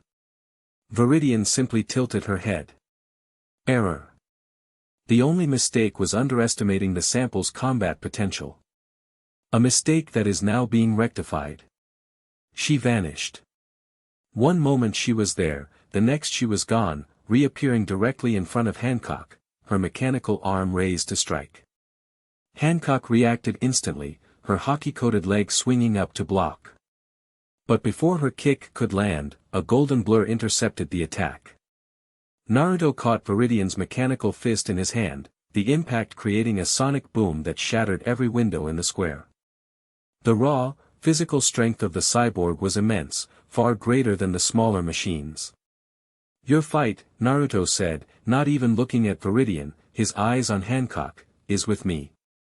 He shoved Viridian back, sending her skidding across the stone tiles. The real battle for Amazon Lily had just begun. Chapter 5, Whispers on the Calm Belt. The world held its breath in the ruined city square. The stones were shattered, the air thick with the dust of pulverized masonry and the acrid, metallic tang of ozone. The bodies of the destroyed automatons lay like an army of broken toys, their single red eyes dark and lifeless. In the center of the devastation stood three figures, a triangle of imminent violence. Naruto, a blazing sun of golden energy, Boa Hancock, a statue of furious, regal beauty, and Viridian, a cold specter of black metal and green plasma. The empress of this island is not your concern, Naruto stated, his voice resonating with the power of his chakra mode. He took a step forward, placing himself squarely between Viridian and Hancock. It was a clear, unambiguous declaration. You will go through me. Viridian's head tilted, her emotionless visor reflecting the golden fire of Naruto's form. Analysis: the target is exhibiting protective behavior towards the local alpha female. A potential weakness. Logging for future exploitation. Her synthesized voice was utterly devoid of inflection, making the threat all the more chilling. Hancock, who had been ready to leap into the fray, froze. Local alpha female. The term was so detached, so clinical, it was more insulting than any slur. But it was the second part of the statement that sent a tremor of an unknown emotion through her. A potential weakness. This machine, this monster, saw Naruto's defense of her not as an act of an ally, but as a vulnerability to be used against him. You talk too much, Naruto said, and then he moved. He didn't charge. He vanished. One moment he was standing there, the next he was behind Viridian, a Rasengan already formed in his hand, a perfect sphere of chaotic energy aimed at the back of her head. He thrust it forward, but his hand passed through nothing but air. Viridian's body had dissolved into a swirling mass of green, viscous plasma, the Rasengan harmlessly churning through it before dissipating. The plasma coalesced back into her solid form 10 feet away, completely unharmed. Logia-type devil fruit, Hancock called out, her voice tight with warning. Physical attacks won't work unless you use Haki. Naruto landed lightly on his feet, his eyes narrowed. He had felt it. The moment his attack should have connected, her body had lost all substance. It was like fighting a ghost made of lightning. So it's like an intangibility jutsu, but constant. I see. This is going to be a problem, Kurama noted grimly. We can't touch her, but her physical attacks are strong enough to match your Kurama mode. The balance of power is off. Viridian raised her mechanical arm, and it began to transform. Panels slid back, gears whirred, and the hand retracted, replaced by a long, multi-barreled cannon that hummed with a dangerous green light. Analysis: ninjutsu is ineffective against a Logia user. Threat level of target downgraded. Commencing capture protocol. The cannon fired. It didn't shoot a beam, but a volley of superheated plasma bolts. They were faster than the energy beams of the smaller machines, and they homed in on him with terrifying accuracy. Naruto became a golden blur, weaving through the deadly barrage. The bolts that missed struck the palace walls and the ground behind him, detonating in concussive blasts that sent molten stone flying. He was being herded, forced back. Perfume femur. Hancock exploded into action from the side. She wouldn't be a bystander in a battle for her own home. She launched herself into the air, her leg a hockey-coated arrow aimed at Viridian's head. Viridian's head swiveled with unnatural speed. Without pausing her assault on Naruto, her plasma body dissolved from the waist up, allowing Hancock's kick to pass straight through her. She solidified instantly, grabbing Hancock's extended leg with her human hand. Error. Local combatant's Haki is insufficient to damage my Paramecia Logia hybrid form, Viridian stated calmly. An electric current of green energy coursed from her hand, engulfing Hancock's leg. Hancock cried out, a sharp gasp of pain as the energy surged through her, bypassing her Haki and attacking her nervous system directly. Her leg went numb, and her body convulsed. Hancock! Naruto roared. In a flash, he was there. He didn't attack Viridian. He attacked the ground beneath her. He slammed his fist into the shattered paving stones, channeling a massive wave of pure chakra into it. Massive Rasengan. The ground erupted. The entire city square buckled, a huge crater forming as the stone was pulverized and thrown into the air. Viridian, her footing gone, was launched into the air along with the debris, forced to release Hancock to maintain her balance. Naruto appeared in the air beside Hancock, catching her before she could fall. He landed with her on the far side of the crater, his golden aura shielding her. "Are you alright?" She clutched his arm for support, her face pale, her leg trembling. Her energy, it's like poison. It nullifies Haki. She looked at him, her eyes wide with a horrifying realization. "We can't hurt her, Naruto. None of us can." The fear in her voice was real. The invincible pirate empress, who had never met a foe she couldn't petrify or kick into submission, was admitting defeat. "Everyone can be hurt," Naruto said, his voice a low, determined growl. He looked across the crater at Viridian, who was landing gracefully amidst the rubble, completely unfazed. "We just haven't found the right way to do it yet."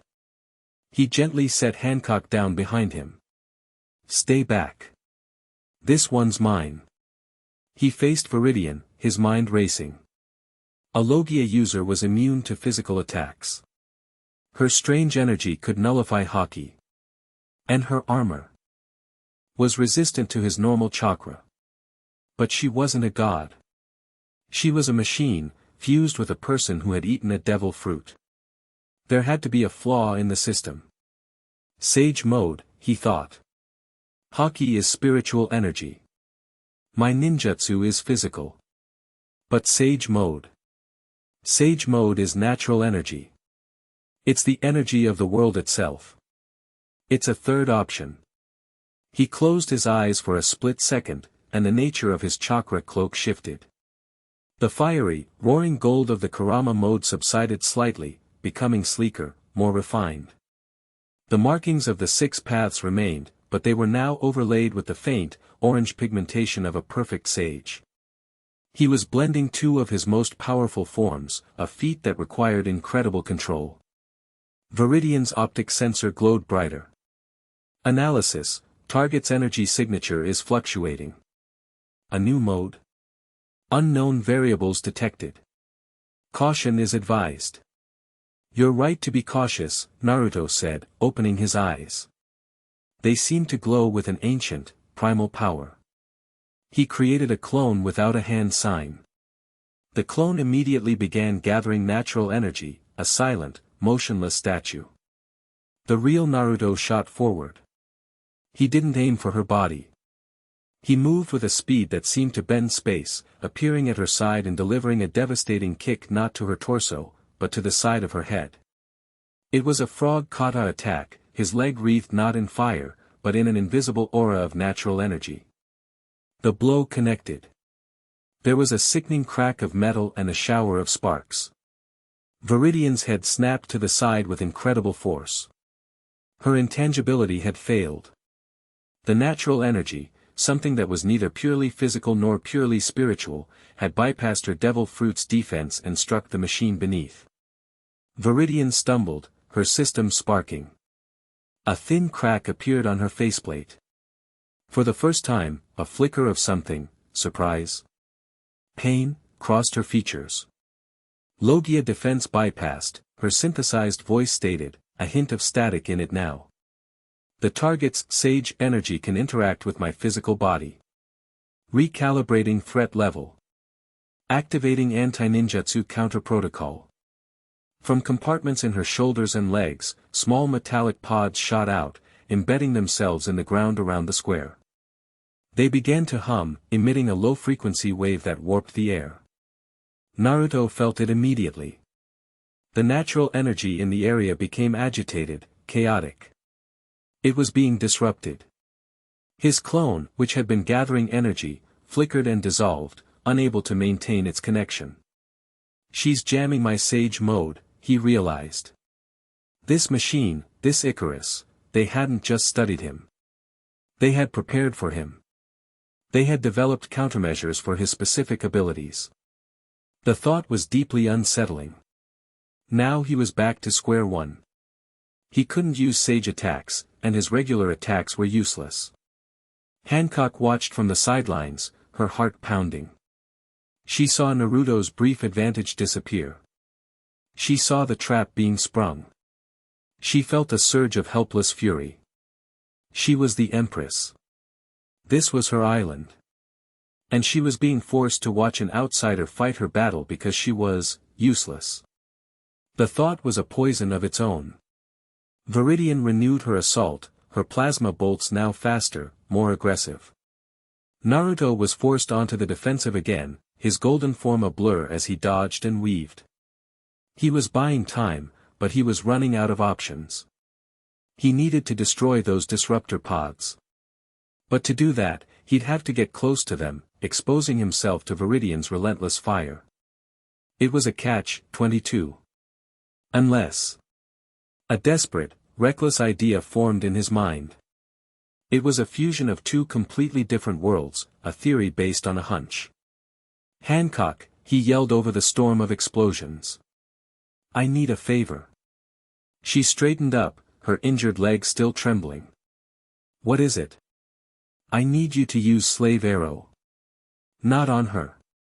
On me. The request was so insane, so utterly counterintuitive, that for a moment, Hancock could only stare at him. What? Are you mad? My arrows will turn you to stone. They won't, he yelled back, narrowly dodging a plasma blast that slagged the ground where he'd been. You know they won't. I'm immune. But your arrows are made of hockey, right? Pure, concentrated willpower. What are you planning? Just do it. Trust me. Hancock was frozen with indecision. He was asking her to fire her most powerful weapon at her own ally. It went against every instinct she had. But then she saw the look in his eyes. The same unwavering confidence he'd had in the arena. The look of a man who saw a path to victory where she saw only a dead end. Her pride, her fear, her confusion, it all warred within her. But the memory of him shielding her, of him defending Marguerite, of him fighting for her island, it won. She made a choice. She chose to trust him. You had better be right about this, man, she screamed. She leaped atop a pile of rubble, taking her stance. She drew her ethereal bow, her entire being focused into the attack. A massive volley of slave arrows, shimmering with pink hockey, shot towards Naruto. Viridian saw the attack and paused, her logic-driven mind trying to compute the scenario. Local Alpha is attacking the target. Internal conflict. An opportunity. But Naruto didn't dodge. He turned to face the volley, his arms wide open, his golden chakra cloak flaring. The hockey arrows struck him. They didn't turn him to stone. They didn't even hurt him. They passed into his Karama chakra mode. His golden aura, a vessel of pure life energy, absorbed the pink, spirit-based energy of Hancock's hockey. For a moment, the two energies warred. Gold and pink swirled together in a violent, unstable vortex around Naruto's body. The pressure was immense. It felt like trying to contain two warring gods in a single jar. Naruto. What are you doing? The energies are rejecting each other. It's going to tear you apart. Kurama roared in his mind, his own chakra recoiling from the foreign hockey. No. We can balance it. Naruto focused all of his will, all of his experience with balancing natural energy. Chakra is physical and spiritual. Hockey is pure spirit, pure will. They're two sides of the same coin. We confuse them. He grit his teeth, his muscles straining, veins standing out on his neck. His chakra cloak flickered violently. He was taking the pure, weaponized willpower of the pirate empress and trying to knead it into his own tailed beast power. And then, it stabilized. His chakra cloak solidified, but it was different now. The gold was brighter, more intense, and shot through with swirling ribbons of vibrant pink. It was a perfect, beautiful, terrifying fusion of two different worlds' powers. He could feel Hancock's indomitable will, her absolute self-belief, flowing through him, reinforcing his own. He opened his eyes. They were no longer just the cross-slits of a sage fox. They were blazing with a pink, heart-shaped light. Whoa, he breathed, feeling the incredible surge of new power. This is different. He now had a cloak of tailed beast chakra, reinforced by 6 paths energy, and infused with the conceptual power of Busashoku Haki. Viridian sensor flashed red. Critical warning. Unknown energy fusion detected. Target's power level is increasing exponentially. Abort. I repeat, abort capture protocol. Too late for that, Naruto said. He held out his hand and began to form a Rasengan. But it wasn't blue. It was a swirling sphere of brilliant gold and pink, crackling with black lightning. A Haki-infused tailed beast bomb Rasengan. He didn't throw it. He didn't need to. He vanished and reappeared in front of Viridian, thrusting the new Rasengan forward. Viridian's Logia intangibility activated. The sphere should have passed right through her. It didn't. The fused energy, part physical, part spiritual, part natural, and now part conceptual, struck her with the force of an absolute truth. It didn't just bypass her defense, it negated it. The Haki-infused chakra acted like a key, unlocking her intangible form and striking the physical body beneath. The Rasengan slammed into her chest. The impact didn't create a grinding explosion. It created a wave of pure, annihilating force. Viridian's black armor, the metal that had resisted Haki-infused arrows and the force of Naruto's kicks, shattered like glass. Her entire torso disintegrated in a silent flash of pink and gold light. Her upper body, severed from her legs, flew backward and crashed into the rubble, her system sparking and dying. Her head turned, her one cracked eye fixing on Naruto. Analysis, complete. She sputtered, a trickle of real, human blood leaking from the corner of her mouth. The anomaly, confuse, disparate energy types. Report to Saint Icarus. The God Project, is viable. Her eye went dark. A small device on her temple beeped once, then flashed, and a powerful self-destruct sequence activated.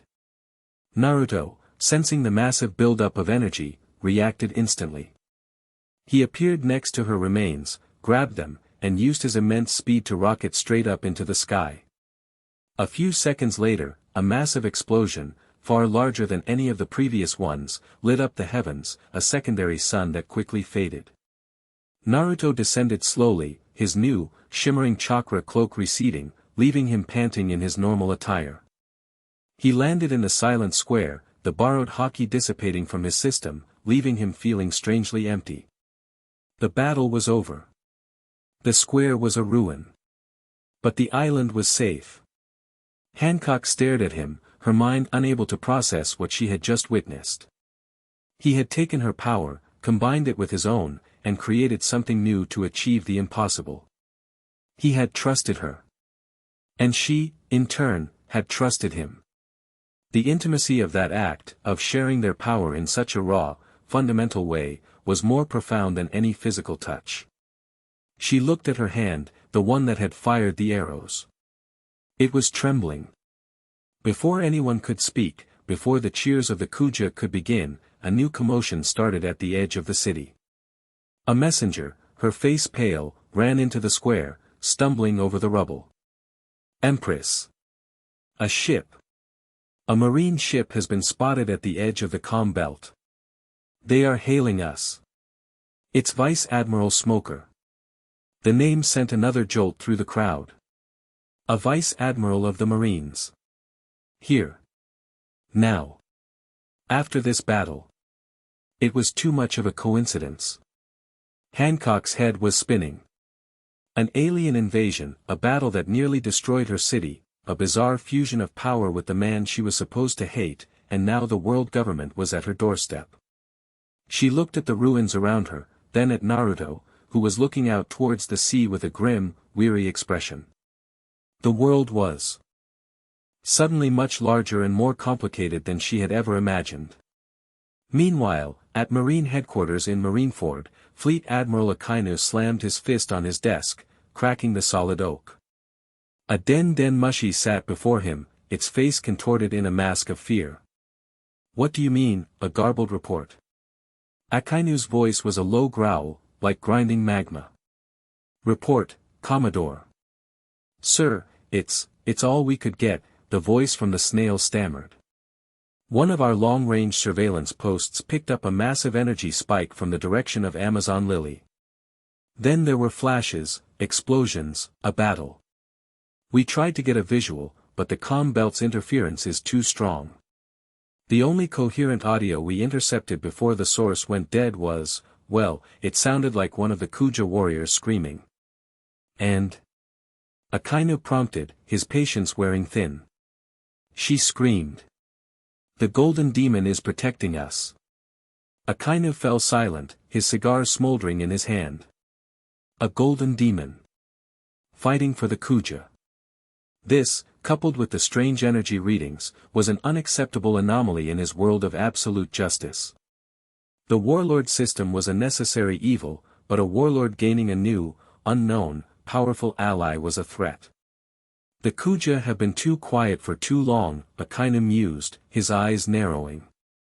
Their empress is arrogant and uncooperative. This requires investigation.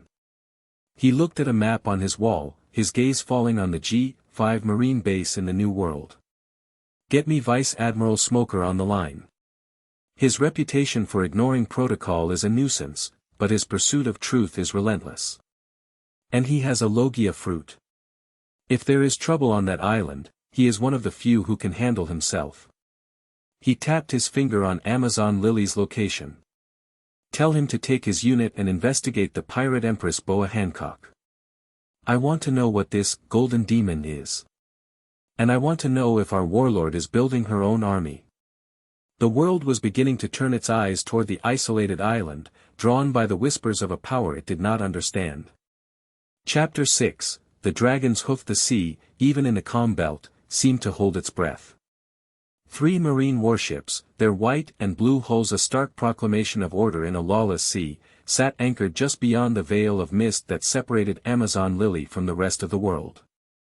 They made no move to attack, their cannons silent, their flags hanging limp in the windless air. It was not an invasion. It was a question, posed in steel and authority.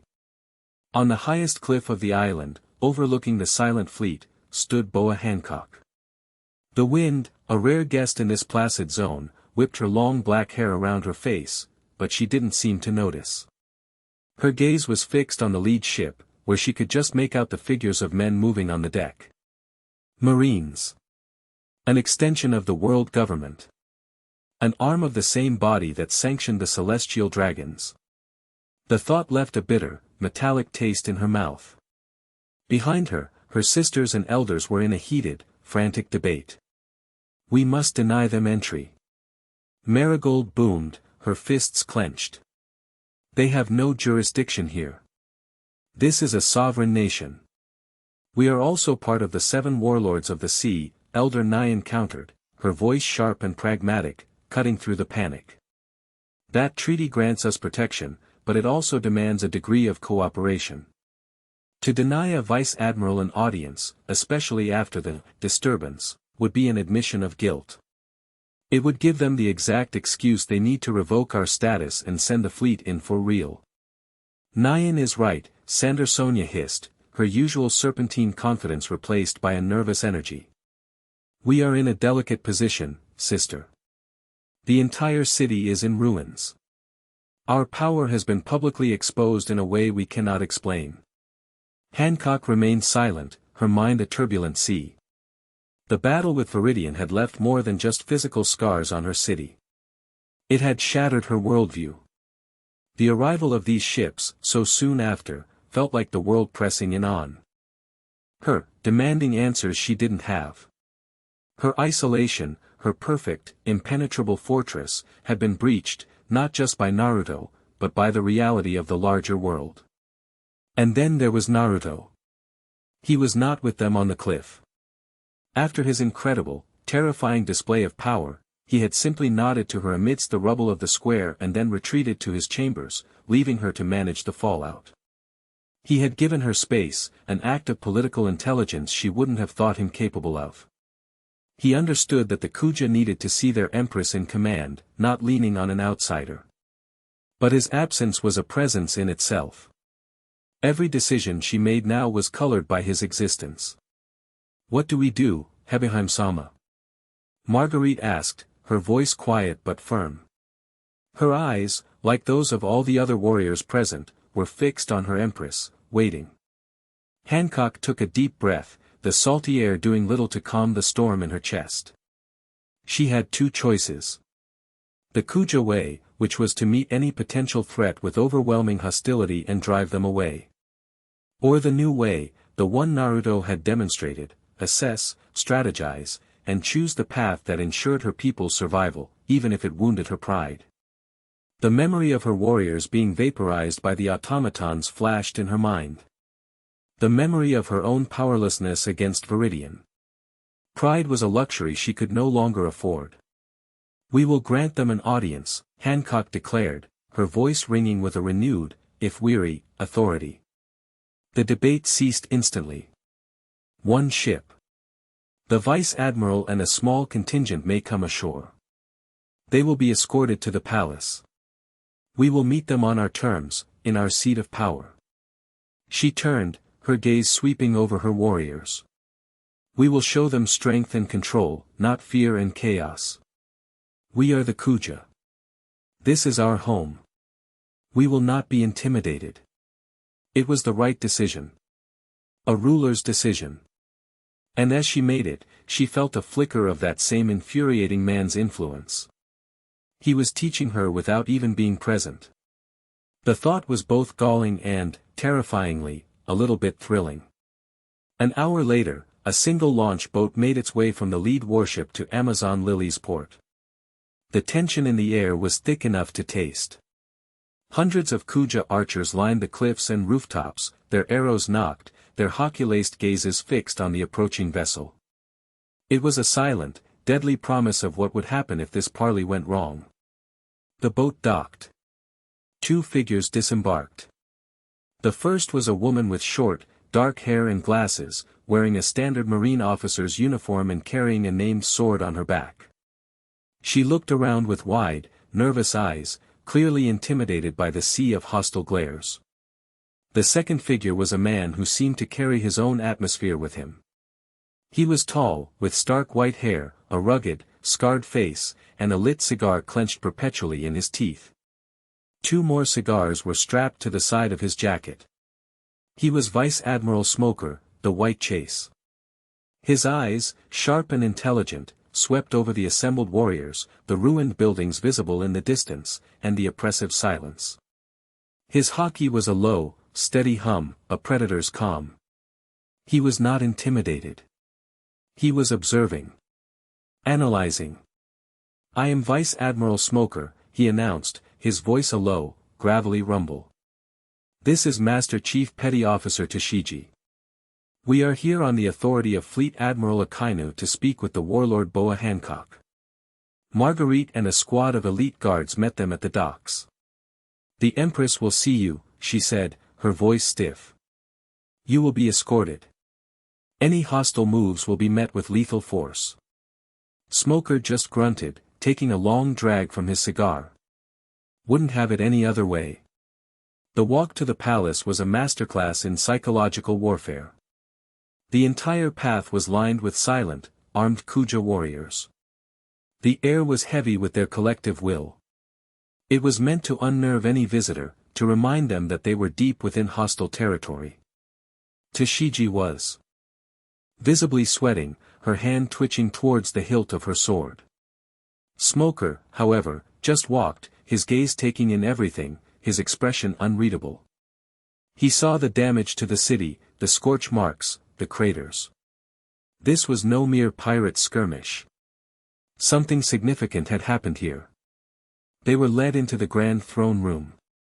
It was hastily cleared of debris, but the scars of the battle were still visible in the cracked pillars and shattered windows.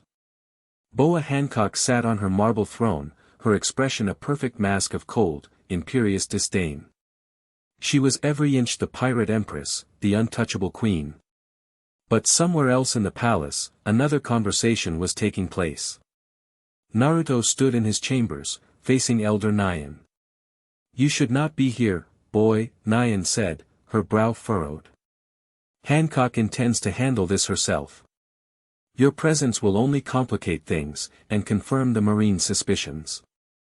"I'm not going to be in the throne room," Naruto replied, pulling on the simple green tunic they had given him. "But I'm not going to hide in my room like a dirty secret either. I'm going to be nearby. If things go south, I need to be able to react." "Hancock will see it as a lack of faith in her abilities," Nyan warned. "She can see it however she wants," Naruto said, his tone firm. "But I'm not letting her face the military arm of a world government alone when I know I'm the reason they're here. That's not what allies do." He looked at the old woman, his blue eyes serious. "Besides, I want to get a measure of this vice admiral. My sage mode can feel him. He's different from the others. He's not just a soldier following orders." Nyan studied him for a long moment, then let out a sigh that seemed to carry the weight of centuries. "You are a stubborn, honorable fool, Naruto Uzumaki. It is a dangerous combination." She tapped her staff on the floor. "Very well. But stay out of sight. Let the snake play her own game first." In the throne room, the standoff was thick with unspoken threats. Smoker and Tashigi stood before the throne, a stark contrast of military order against Hancock's opulent, serpentine decor. "Vice Admiral," Hancock began, her voice dripping with condescension. "To what do I owe the displeasure of this visit? Has the world government grown so bored that it must send its dogs to sniff around the gardens of its allies?" Smoker was unfazed by the insult. He took the cigar from his mouth, exhaling a plume of smoke. "We received reports of a battle.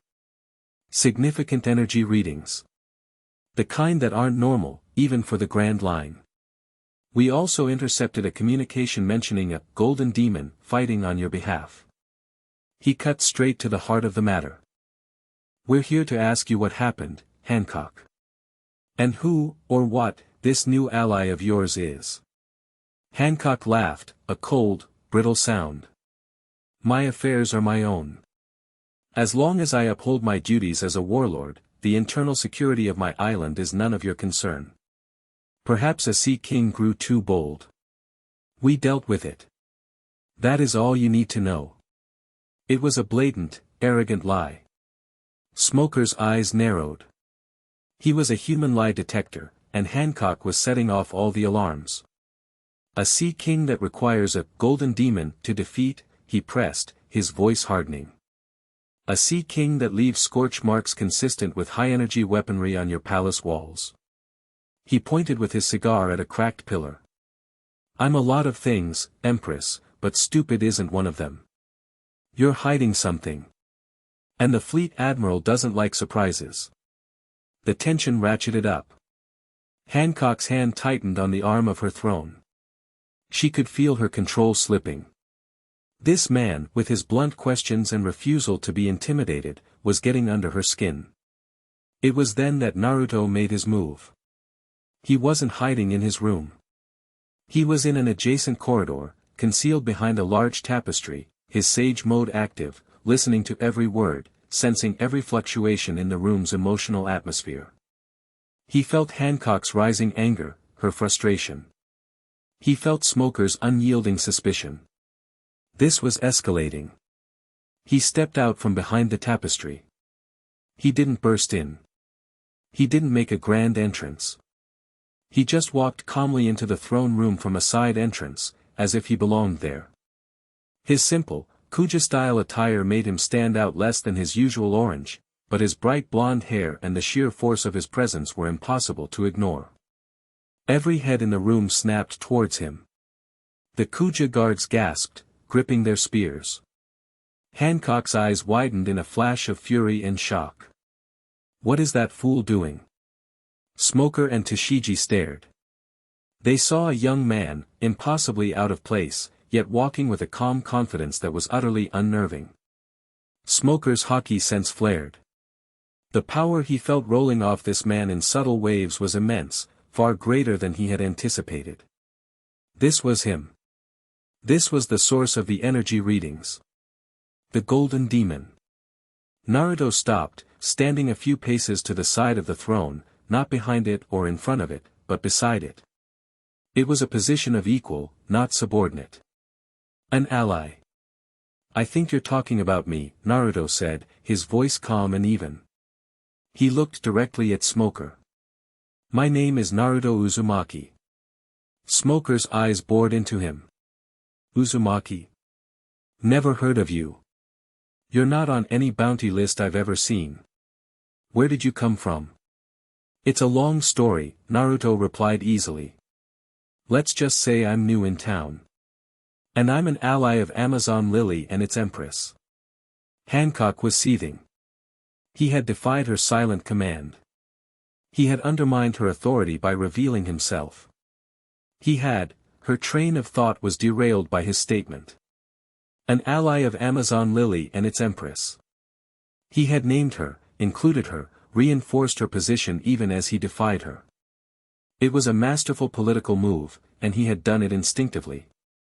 Smoker took a step forward, his hand resting on the hilt of the large, hockey-infused jutty on his back. An ally? The world government doesn't recognize your alliance. As far as we're concerned, you're an unknown entity of immense power operating within the territory of a warlord. That makes you a potential threat. Only a threat to those who threaten this island, Naruto countered smoothly. Like the ones who attacked us yesterday. The ones who you should be investigating, instead of bothering the people who stopped them. Smoker's eyes sharpened. Attacked you? Who attacked you? Before Naruto could answer, one of Smoker's men, a young, nervous Marine who had been part of the escort, made a fatal mistake. He had been staring at Hancock, mesmerized by her beauty, but also conditioned by the rumors that all Marines heard about the pirate empress. Whispers about her past. About the mark she supposedly bore. Trying to appear knowledgeable, or perhaps just out of sheer stupidity, he muttered to the Marine next to him, his voice just loud enough to carry in the tense silence. That's her, the one they say was a slave to the celestial dragons. I wonder if the brand is really on her back. The word struck the air like a physical blow. Time seemed to stop. For Boa Hancock, the world dissolved into a roaring white noise of pure, undiluted trauma. The throne room, the Marines, Naruto, it all vanished, replaced by the gilded cage of Mary Geos, the stench of sterile cruelty, the searing pain of the hot iron branding her back with the hoof of the soaring dragon. The symbol of ownership. The mark of a thing, not a person. The carefully constructed dam of her imperial pride, her arrogance, her rage, it didn't just crack. It shattered. A wave of killing intent, so pure and so cold it felt like the void of space, flooded the room. Her hockey, her conqueror's hockey, erupted from her unconsciously, a tidal wave of sheer will that made every Kuja warrior and the weaker Marines drop to their knees, gasping for air. The young Marine who had spoken collapsed, foam frothing at his lips, his eyes rolled back in his head. Hancock rose from her throne, her body trembling, her face a mask of such profound agony and hatred that it was barely human. Her eyes were fixed on the unconscious Marine, and they glowed with a terrifying pink light. You will become stone. She hissed, her voice a broken whisper of pure venom as she raised her hand to unleash her power. Smoker and Tashigi were frozen, caught in the terrifying grip of her conqueror's hockey. They could withstand it, but they were rooted to the spot, watching in horror as their comrade was about to be petrified. But before Hancock's power could be unleashed, a figure moved. It was Naruto. Unaffected by the conqueror's hockey, which washed over his own indomitable will like water over a mountain, he moved with impossible speed. He didn't attack her. He didn't try to restrain her. He stepped in front of her. He placed himself directly between her and the Marines, his back to her, shielding her completely from their sight. He didn't look at her. He didn't need to. His sage mode felt the hurricane of her pain, the raw, exposed wound of her past. His voice was not loud, but it cut through her haze of agony with the clear, sharp ring of a temple bell. That's enough. It was a command, but it was gentle. It was a shield, not a weapon. Then, he turned his full attention to the Marines.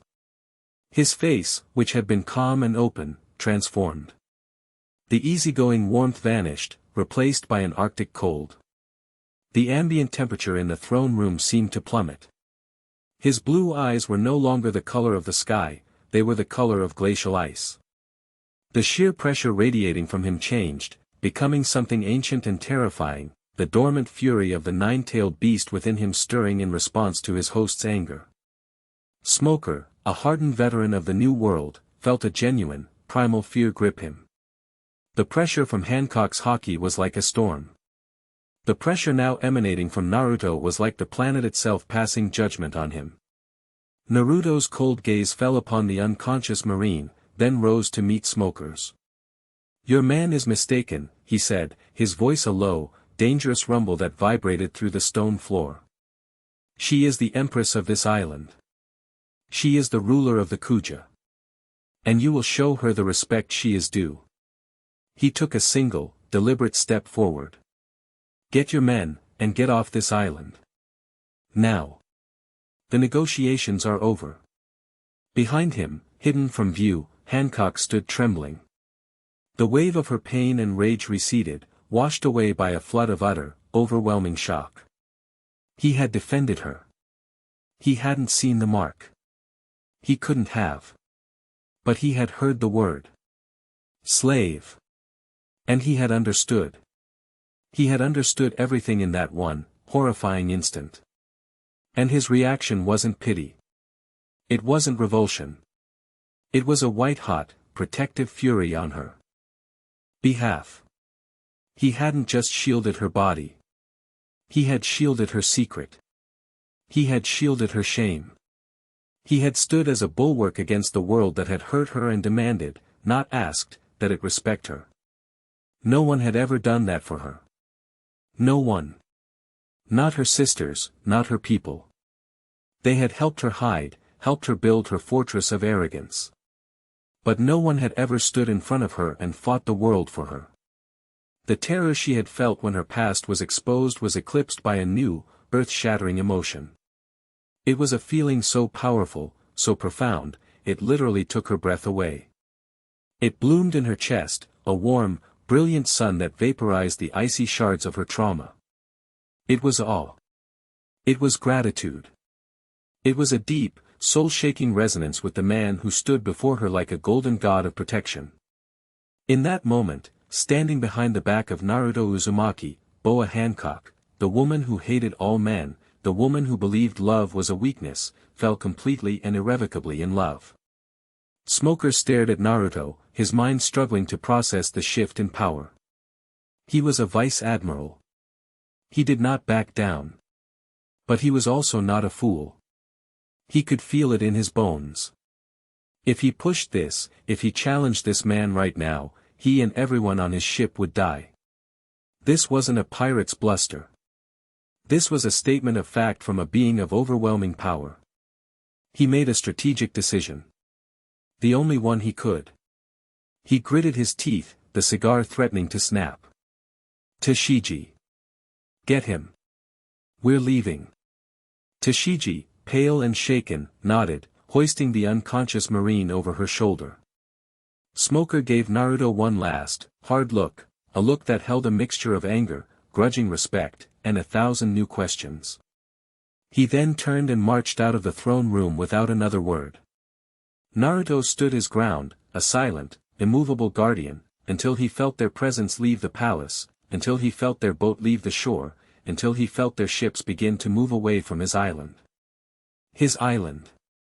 The thought felt surprisingly natural. Only then did he relax. The Arctic pressure receded, and the warmth returned to the room. He let out a slow breath and turned around. Hancock was still standing there, her hands clasped in front of her, her face a pale, beautiful mask of utter shock. Her eyes were fixed on him, wide and luminous, filled with an emotion he had never seen in them before. All the hatred, all the arrogance, was gone. Replaced by a raw, vulnerable, breathtaking adoration. "Are you okay?" he asked softly, his voice returning to its normal, gentle tone. Hancock didn't answer. Her lips parted, but no sound came out. Her mind was a whirlwind. "He protected me. He defended my honor. He didn't even need to see the brand. He just knew." Her legs felt weak. She swayed on her feet, the emotional whiplash of the last few minutes finally hitting her. Naruto moved instinctively, closing the distance and catching her arm to steady her. "Hey, easy." His touch was warm. Firm. Safe. At his touch, Hancock's carefully constructed world finally, completely, and beautifully fell apart. Her eyes, the eyes that had stared down the world with contempt, filled with tears. "Naruto," she whispered, her voice barely audible, thick with an emotion she was feeling for the first time in her life. And she fainted, collapsing into his arms. Chapter 7. The gilded cages echo. The image of the pirate empress collapsing into the arms of the strange blonde man sent a fresh wave of shock through the assembled Kuja. It was an event so far beyond the realm of possibility that it bordered on the apocalyptic. Boa Hancock did not faint. She did not show weakness. And she most certainly did not fall into the arms of a man. Yet, the evidence was right there, undeniable and terrifying. Naruto reacted with the practiced ease of a seasoned field medic, his battle-honed instincts taking over. He caught her effortlessly, shifting his grip to scoop her up into his arms. She was lighter than he expected, her regal bearing belying a surprising delicacy. Her head rested against his shoulder, her usual mask of imperious fury replaced by a serene, almost childlike vulnerability in her unconsciousness. "Get the palace physician," he barked at the nearest guard, his voice cutting through their stunned paralysis. "Now." The guard, startled into action by his authoritative tone, scrambled to obey. Sandersonia and Marigold rushed forward, their faces a mixture of panic and hostility. "Unhand our sister." Marigold bellowed, her massive form bristling with menace. "She collapsed," Naruto stated calmly, not relinquishing his hold. He could feel the frantic, fluttering beat of her heart, the chaotic energy still swirling within her from the emotional upheaval. "She needs medical attention, not a political debate." He looked past them to Elder Nyan, who was hobbling forward, her ancient face a grim tapestry of concern and calculation. "Where should I take her?" Nyan pointed her staff towards a set of ornate doors at the back of the throne room. "Her private chambers. Quickly. No one else is to enter, save for the physician." Sandersonia and Marigold looked ready to protest, to rip their sister from his grasp, but Nyan's command was absolute. More than that, they had seen what Naruto had just done. They had felt his terrifying rage on their sister's behalf.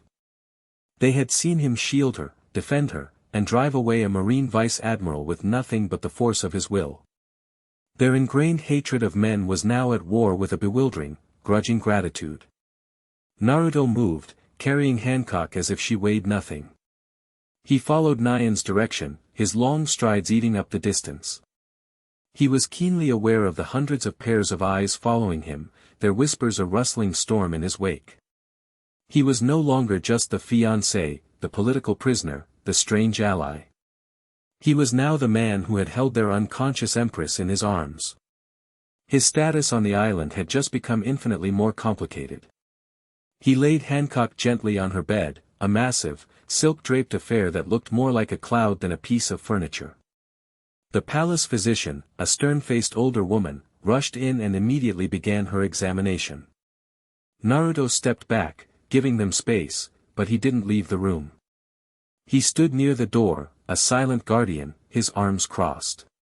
He watched as the physician checked Hancock's pulse and breathing. His own senses told him it was not a physical ailment. It was exhaustion. A complete system crash brought on by extreme emotional and psychological stress. The hockey outburst, the confrontation with her past, the shock of his defense, it had all overloaded her circuits. Her vitals are stable, but her spirit is in turmoil, the physician announced after a few minutes, echoing Naruto's own assessment. She has expended a vast amount of hockey in a short period. It is what we call spirit shock. She needs rest. Absolute quiet. Nyan nodded. See to it. No one is to disturb her. The physician bowed and began preparing a calming herbal infusion. Nyan turned to Naruto, her old eyes sharp and probing. You have done something today, boy, that no one has ever done. You have broken through her shell. I just did what was right, Naruto said, his gaze still on Hancock's sleeping form. That Marine, he crossed a line. He spoke a truth she has spent her entire life trying to bury under a mountain of arrogance and power, Nyan corrected softly. She believes her past is a disease, a weakness that must be hidden at all costs. You treated it not as a weakness, but as an injury that deserved defending. The shock of that kindness was more powerful than any enemy she has ever faced. The old woman hobbled closer, her voice dropping to a whisper. Be careful, Naruto Uzumaki. You have made an enemy of her pride, but you may have just made a permanent ally of her heart. And the heart of the pirate empress is a far more dangerous and volatile territory than any sea in the Grand Line. Naruto said nothing. He understood. The look in Hancock's eyes just before she collapsed, it was the same look Hinata had given him for years. A look of pure, unadulterated devotion. It was a look that carried a weight of responsibility he wasn't sure he was ready for, not here, not in this strange world, not with a woman he barely knew. He stayed for another hour, and silent sentinel, until the physician confirmed that Hancock's breathing had evened out and she had fallen into a deep, natural sleep. Only then did he relent, giving a slight nod to Nyan and her sisters before retreating to his own chambers. The palace was a hive of frantic activity. The battle and its political aftermath had thrown the Kuja into disarray. But as news of what had happened in the throne room spread, a subtle shift occurred. The story was told in hushed, awed tones. How the man, Naruto, had stood against the Marines. How his rage had been more terrifying than the Empress's own. How he had shielded her, defended her honor without question. The fear and suspicion the Kuja felt towards him began to curdle, changing into a complex brew of respect, awe, and a deep, unsettling curiosity. He was still other, but he was no longer just an invader.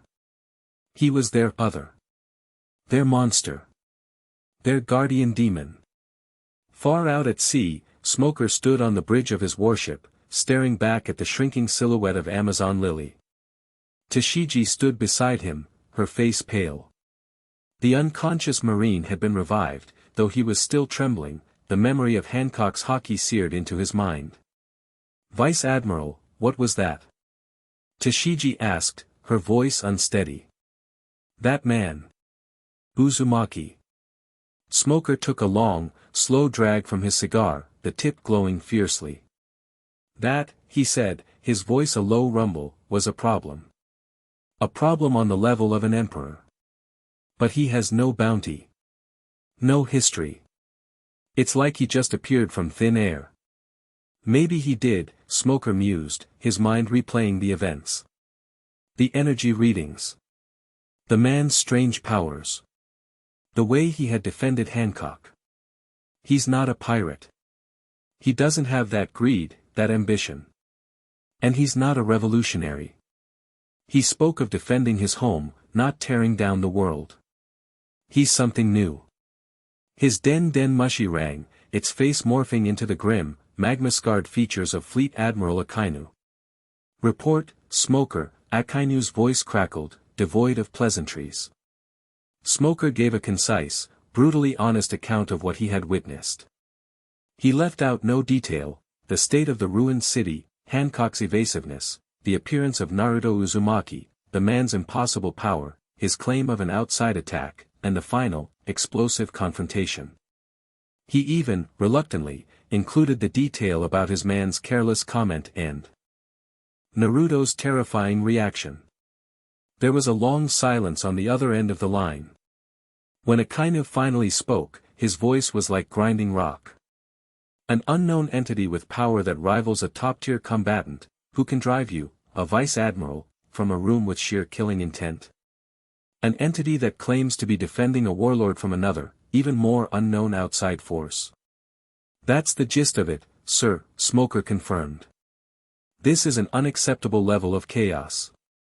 This, Naruto Uzumaki, is a rogue variable that threatens the balance of the three great powers, Akainu growled. Your mission is no longer just investigation, Smoker. Find out where this man came from. Find out who these attackers were. And find a weakness. If he cannot be controlled, he will be eliminated. The line went dead. Smoker sighed, a cloud of smoke enveloping his head. Find a weakness, he thought, his mind flashing back to the image of Naruto shielding Hancock. He already knew the man's weakness. The problem was, it was also the most heavily defended fortress in paradise. Naruto did not rest. The brief, violent encounters, the political maneuvering, the emotional fallout, it had all given him a terrifyingly clear picture. He was a pawn in a much larger game, played by a hidden master named Icarus. Viridian's final words proved it. He wasn't just a random fish, he was the specific prize. And they would be back. He needed to be stronger. More prepared. He went to the palace training grounds, the same ones where he had first taught Marguerite the basics of sensing natural energy. The area was deserted, the warriors all tasked with cleanup or guard duty. The quiet was a blessing. He sat in the center of the courtyard and entered sage mode. The disruptor pods Viridian had used were gone, but a faint, residual interference still lingered in the air, a technological stain on the natural world. He focused, pushing past it, sinking his senses deep into the island itself. He felt the ancient stone, the deep roots of the primordial trees, the slow, powerful pulse of the sea. He was trying to recreate the fusion of power he had stumbled upon in the fight, but this time, with control. He couldn't rely on Hancock firing Haki-infused arrows into him every time he needed a power-up. He had to learn to harness the Haki of this world himself. This is reckless, Kurama warned from within. Haki is not natural energy. You don't have the biological components to generate it. Forcing it could damage your chakra network permanently. I'm not trying to generate it, Naruto projected back, his focus absolute. I'm trying to absorb it. Just like I do with natural energy. Haki is the energy of will, of spirit. This island is saturated with it. The will of the Kuja, their fighting spirit, their history, it's all here. It's in the very stone of the city. I just have to learn to listen to it. It was a theory bordering on insane spiritual philosophy. But Naruto's greatest strength had never been raw power, it was his unparalleled ability to connect, to harmonize. With people, with tailed beasts, with the world itself. He spent hours in deep meditation, his sage senses extended, trying to feel the faint, ambient Haki around him. He tried to draw it in, but it was like trying to catch smoke with his bare hands. It slipped through his grasp, refusing to integrate with his chakra. Frustration began to build. He was hitting a wall. He had the power of a god at his fingertips, but he was vulnerable. Viridian had proven that. A prepared enemy could counter his abilities. He needed more. He needed to adapt. As dusk began to settle, a presence approached. He didn't need to open his eyes to know who it was. The Haki signature was unmistakable, though it felt different now. The usual arrogant, fiery crackle was gone, replaced by a hesitant, gentle warmth. He opened his eyes. Boa Hancock stood before him, bathed in the soft light of the setting sun. She had changed out of her formal attire into a simple, elegant silk robe. Her face was pale, but her eyes were clear, and they were fixed on him with an intensity that made his breath catch. I was told I would find you here, she said, her voice soft, stripped of its usual imperious tone. It was the first time she had spoken to him without a trace of contempt. Naruto rose to his feet. You should be resting. I have rested enough, she said, taking a hesitant step closer. I came to thank you. The words sounded foreign on her tongue, as if she had never spoken them before. For what you did. In the throne room. I told you. I did what was right, he said, a little uncomfortable under her unwavering, adoring gaze. No, she insisted, shaking her head. It was more than that. You saw my greatest shame, my deepest fear, and you did not see a monster. You saw someone who needed protecting. Her voice trembled slightly. No one has ever done that. They stood in silence for a long moment, the space between them charged with unspoken emotions. That mark on your back, Naruto said quietly, deciding to face the issue head-on. The one that Marine was talking about. It's from them, isn't it? The celestial dragons. Hancock flinched as if struck, her hand instinctively going to her back. The terror returned to her eyes. How did you know? I've met people like them before, Naruto said, his voice grim. People who think they are gods, who believe other people are just tools, things to be used and discarded. People who leave scars, inside and out. He thought of the Uchiha, of Orochimaru, of the Otsutsuki. I know the look in the eyes of someone who has survived them. His understanding, his quiet empathy, was a key unlocking the final door to her heart. The story she had never told anyone, the secret she had guarded with her life, came pouring out of her. She told him everything. About the day she and her sisters were stolen from their home, sold into slavery. About the years of unspeakable torment and humiliation in the holy land of Mary Geos, treated as playthings by the cruelest of men. About the searing pain of the brand, the hoof of the soaring dragon, that marked them as less than human. She told him about being force-fed devil fruits for their master's amusement. And she told him of their miraculous escape, aided by the legendary Fisher Tiger, and their long, painful journey home, where they lied about a curse to explain their new powers and hide the shameful brand on their backs, creating the myth of the Gorgon sisters to ensure no one would ever look upon their shame. Naruto listened, his expression growing darker with every word. He didn't interrupt. He didn't offer empty platitudes. He just listened, his presence a solid, unwavering anchor in the storm of her traumatic memories. He felt a profound, burning rage towards these celestial dragons, a rage that mirrored his hatred for the Akatsuki, for all those who trampled on the lives and dignity of others for their own selfish reasons. When she finished, tears were streaming silently down her face. But they were not tears of shame or fear. They were tears of release. So now you know, she whispered, her voice hoarse. The truth behind the pirate empress. I am not a god. I am a runaway slave, hiding behind a wall of lies and power. Naruto reached out, not to touch her, but his hand hovered in the air between them. No, he said, his voice thick with an emotion she couldn't name. You're a survivor. Everything you've done, the power you've built, the nation you rule, you did it to protect yourself, to protect your sisters, to protect this island so that no one could ever hurt you like that again. That's not a lie, Hancock. That's strength. More strength than any of those so-called gods could ever understand. His words, his validation of her struggle, his reframing of her life not as a lie but as a testament to her strength, was the final, healing balm on her wounded soul. But their moment of profound connection was violently interrupted. An alarm, shriller and more desperate than the one from the morning, shrieked from the palace walls. At the same time, Naruto's Sage Mode screamed a warning of such intensity that it felt like a physical blow. Something was coming. Fast. From above.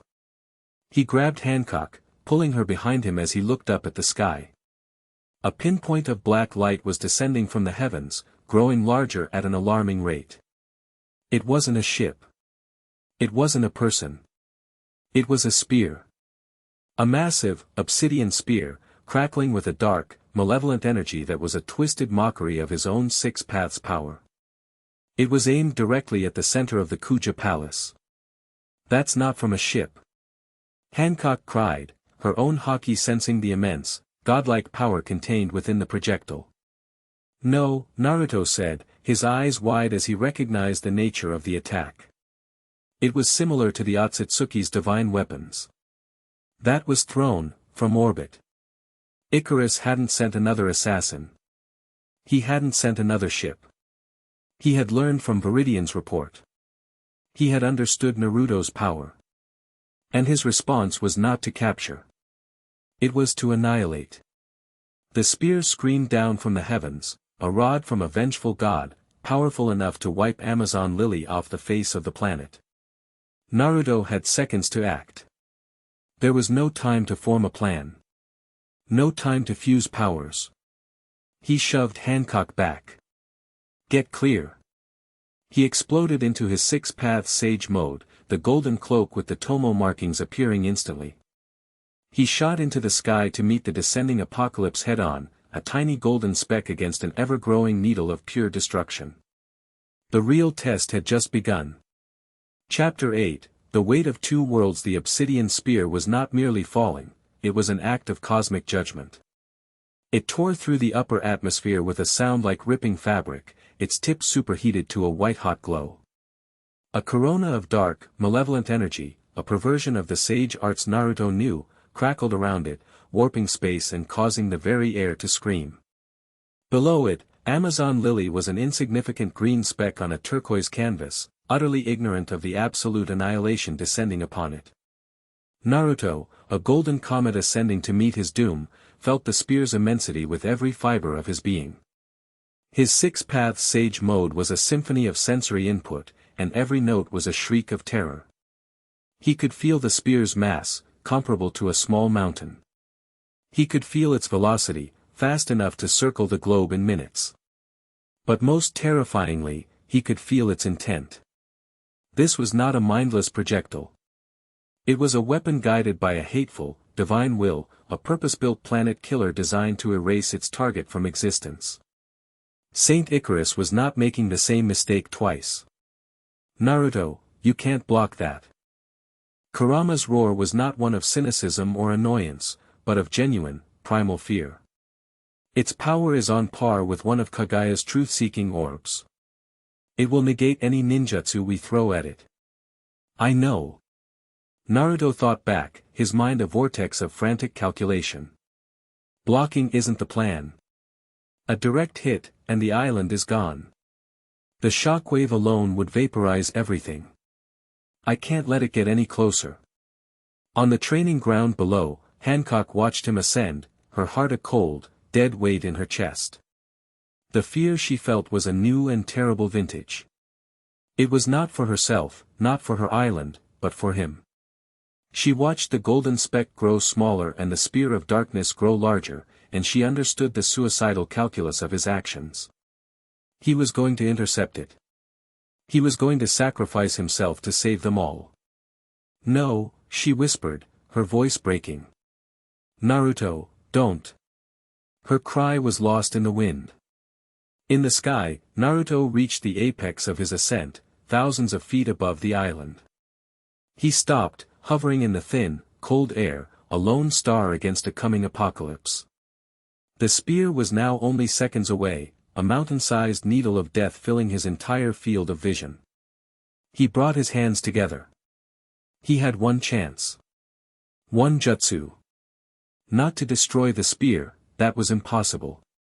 But to move it. He channeled every ounce of his power, every drop of chakra from his own massive reserves and the near-infinite well of Kurama's, and poured it all into a single, desperate technique. The air around him distorted, space itself seeming to bend to his will. Flying Raijin Jutsu. But it wasn't the simple, elegant teleportation of his father. This was a brutal, world-bending application of the same principle. He wasn't teleporting himself. He was trying to teleport the spear. He slapped a complex, glowing seal onto the empty air in front of him, a gateway. Then, with his sage-enhanced senses, He locked onto the only other compatible marker he could think of, the faint, residual energy signature of Viridian's self-destruct, still lingering high in the atmosphere miles out over the open ocean. It was the most difficult, most reckless feat of spatial ninjutsu ever attempted. He was trying to displace an object of immense mass and energy, moving at hypersonic speed, without a pre-placed physical marker. The spear entered his gateway seal. The universe screamed. Naruto felt a sensation like his soul was being torn in half. The spear's sheer power and momentum resisted the teleportation, threatening to collapse the fragile wormhole he had created. His chakra was being drained at a catastrophic rate, the golden cloak around him flickering violently. Black spots danced in his vision. The strain was immense, 1,000 times worse than when his own portal had been corrupted. It's too much. The technique is collapsing. Kurama bellowed. Hold on. Naruto gritted his teeth, blood trickling from the corner of his mouth. He poured more power, his own life force, into the seal. Just a little more. For a fraction of a second, the spear vanished from the sky above Amazon Lily. A heartbeat later, miles away over the empty sea, a second portal tore open. The obsidian spear erupted from it, its trajectory only slightly altered. It plunged into the calm belt with the force of a fallen god. The impact was silent for a moment, and then the world exploded. A pillar of water and steam, miles high, erupted from the sea. A wave of pure, concussive force, visible as a ripple in the very fabric of space, expanded outwards. The sea itself boiled. The resulting tsunami was a mountain range of water, hundreds of feet high, that crashed against the outer edges of the calm belt, its energy finally dissipating against the preternatural calm of the sea zone. On Amazon Lily, the ground shook as if the island itself was being torn from its foundations. The Kuja were thrown from their feet. Buildings, already damaged, finally crumbled. The shockwave hit them a moment later, a hurricane of hot wind that tore trees from the ground and sent debris flying like shrapnel. Hancock braced herself against the gale, her eyes fixed on the sky where Naruto had been. The golden light had vanished. He was gone. The spear was gone. But the sky was scarred, a lingering, ugly wound in reality where the portal had been. Naruto, she screamed, her voice raw with terror. Then, she saw him. A tiny figure, no longer glowing, was falling from the sky like a stone. He was out of chakra. The teleportation had taken everything. He was unconscious, plummeting towards the sea. Hancock didn't hesitate. She ran. She ran faster than she had ever run in her life, her movements a blur of desperation. She leaped from the cliffside, landing on a lower rooftop, then another, her descent a controlled, frantic fall towards the port. Her sisters, her people, they were all forgotten. There was only him. Naruto hit the water with a heavy splash and sank like a rock. Hancock reached the port, commandeering a small, snake-headed speedboat. "Get out!" she shrieked at the terrified warrior aboard, who scrambled away without question. Hancock gunned the engine, the small boat leaping forward, skimming across the unnaturally choppy water towards the spot where he had fallen. She found him floating just beneath the surface, his bright blonde hair a pale halo in the turquoise water. She dove in without a second thought, the water cold against her skin. She grabbed his tunic, hauling his dead weight to the surface and then back to the boat. She dragged him aboard, her body trembling with exertion and fear. He was pale, his lips blue. He wasn't breathing. Panic, cold and absolute, seized her. "No. No, no, no. You can't die," she sobbed, her hands hovering over his chest, unsure of what to do. She had seen warriors revived in the field, seen physicians at work. She placed her hands on his chest, mimicking the motions she had seen. "Wake up, you fool," she cried, pressing down. "Wake up. I command you to wake up." She pressed again and again, tears streaming down her face, mixing with the salt water. "You saved us. You saved everyone. You can't die. You promised. An ally.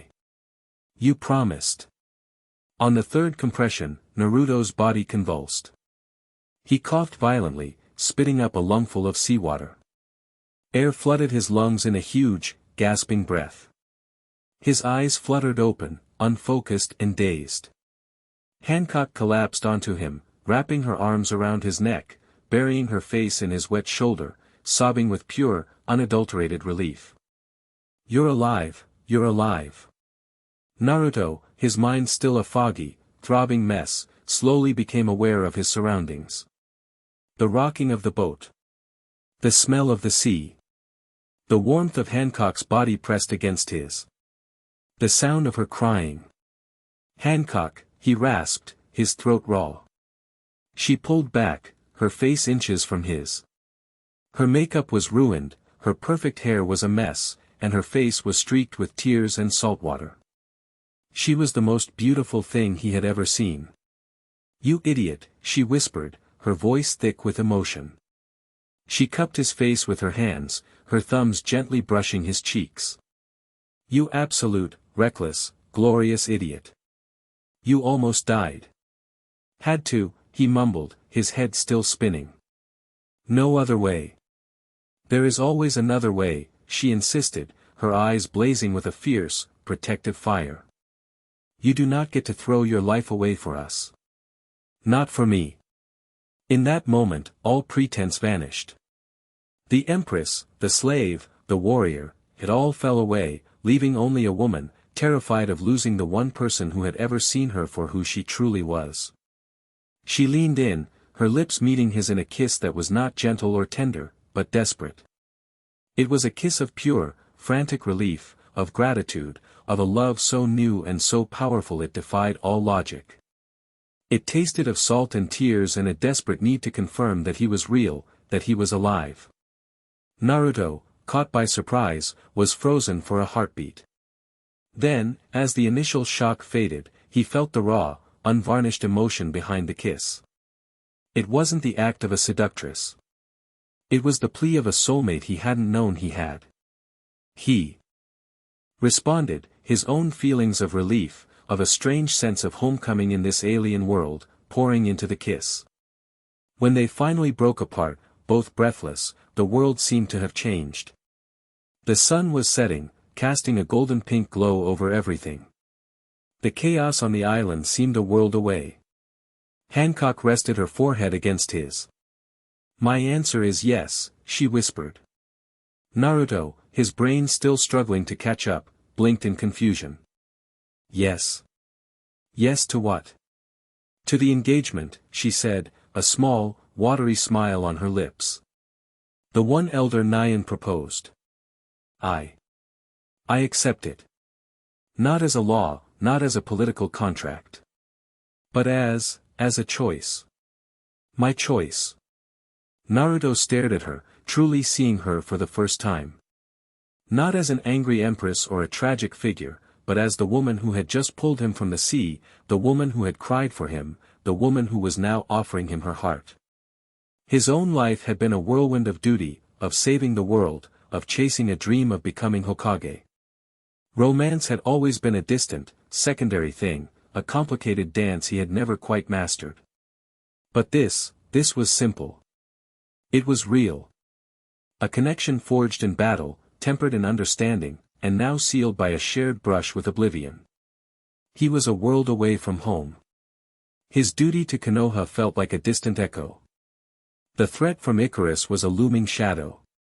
His future was a terrifying blank page. But in this moment, with this woman, he felt a sense of peace, a sense of belonging, that he had been searching for his entire life. Okay, he said softly, his hand coming up to gently cup her cheek. Okay, Hancock. It wasn't a passionate declaration. It was an acceptance. A quiet acknowledgement of a new reality. He was tired of fighting alone. The weight of two worlds was on his shoulders. The duty to his past, and the unexpected, fierce new loyalty he felt to his present. He didn't know how he would balance them.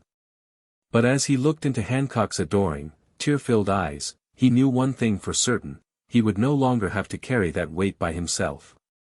They returned to an island in mourning. The immediate threat was gone, but the cost had been high. The city was in ruins. Dozens of Kuja were injured from the shockwave, and the fear of the spear, the casual, godlike power that had been wielded against them, had left a deep, psychological scar. But when they saw their empress's boat arrive at the port, and saw her helping a weak but very much alive Naruto step onto the dock, a sound rippled through the assembled crowd. It started as a murmur, then grew into a cheer. A raw, emotional, explosive cheer of pure, unadulterated gratitude for the man who had stood between them and annihilation. Naruto, still weak, leaned on Hancock for support, bewildered by the sudden adoration. He was used to being cheered as a hero, but this felt different. It was more personal. He hadn't just won a war, he had saved their homes, their children, their very existence, from an enemy they couldn't even comprehend. Hancock, feeling the shift in her people, stood taller. She addressed the crowd, her voice ringing with a new kind of authority, one that was not built on fear, but on a shared victory. "The intruder is gone," she declared. "We are victorious. Thanks to the strength of our new ally, our prince consort, Naruto Uzumaki." She said the title not with contempt, but with a fierce, possessive pride. She was claiming him, publicly, as their own. The Kuja roared their approval. In a single day, Naruto had gone from reviled intruder to beloved hero, his status cemented not by law, but by an undeniable, world-saving deed. Later that night, in the relative quiet of the heavily damaged palace, a council of war was held. It was just Naruto, Hancock, her sisters, and Elder Nyan, gathered in a private study. Naruto, now recovered thanks to a massive meal and Kurama's healing abilities, was grim. "This changes everything," he said, his voice low. "That spear, that wasn't just a weapon. It was a message. Icarus isn't just trying to capture me anymore. He knows what I can do. He knows I'm a threat. Now he'll settle for destroying me, and anything or anyone near me." "This Saint Icarus," Nyan said, her face grim. Viridian said he was a celestial dragon. "He is," Hancock confirmed, her voice filled with a cold hatred. "But he is not like the others. The fools in Mary Geos are content with their petty cruelties. Icarus was always different. He was obsessed with forbidden knowledge, with ancient history, with the nature of the devil fruits and the void century. The other dragons thought him a heretic. It seems he has found a new religion." "The God Project," Naruto muttered, recalling Viridian's last words. "He's not just trying to be a god. He's trying to build one. He's using technology to replicate powers from my world, from this world. He's trying to create a true deity." The scale of their enemy's ambition was staggering. He wasn't a pirate seeking treasure or a revolutionary seeking freedom. He was a madman seeking to rewrite the laws of reality itself. "We cannot fight him alone," Hancock said, looking at Naruto. It was a stunning admission from the proud empress. "Amazon Lily is strong, but we are one island. He commands technology and power we cannot imagine. He can strike from the heavens. We need information," Naruto said, his strategic mind clicking into gear. "We need allies. And we need to take the fight to him. We can't just sit here and wait for the next god spear to fall out of the sky." He looked at Hancock, an idea, as reckless as it was brilliant, forming in his mind. "Your status as a warlord. It gives you freedom of movement, right? You can travel the seas in a way that would get most pirates hunted down." Hancock nodded.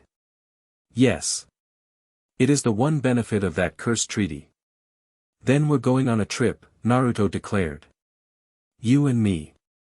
We're going to use your status to move freely, to gather information about Icarus. We need to find out where he's based, what his resources are. And..." He paused, a grim smile on his face, We might just pick up a few powerful friends along the way. This world seems to be full of them. He was proposing to leave the safety of Amazon Lily, to venture out into the Grand Line, the most dangerous sea in the world, to hunt a god. Marigold and Sandersonia protested immediately, but Hancock silenced them with a look. She looked at Naruto, at the fire in his eyes, at the brilliant, insane confidence of his plan. He wasn't just her protector. He was her partner. And the thought of facing the world, not as a lonely, fearful queen, but at his side, it was the most exciting, most terrifying, most wonderful thought she had ever had. "Where do we begin?" she asked, her voice calm, her heart racing. Naruto's grin widened. "We start with the man who's already looking for us. We're going to find Vice Admiral Smoker." The end. Thank you for watching this video. Please be sure to subscribe to our channel and like this video.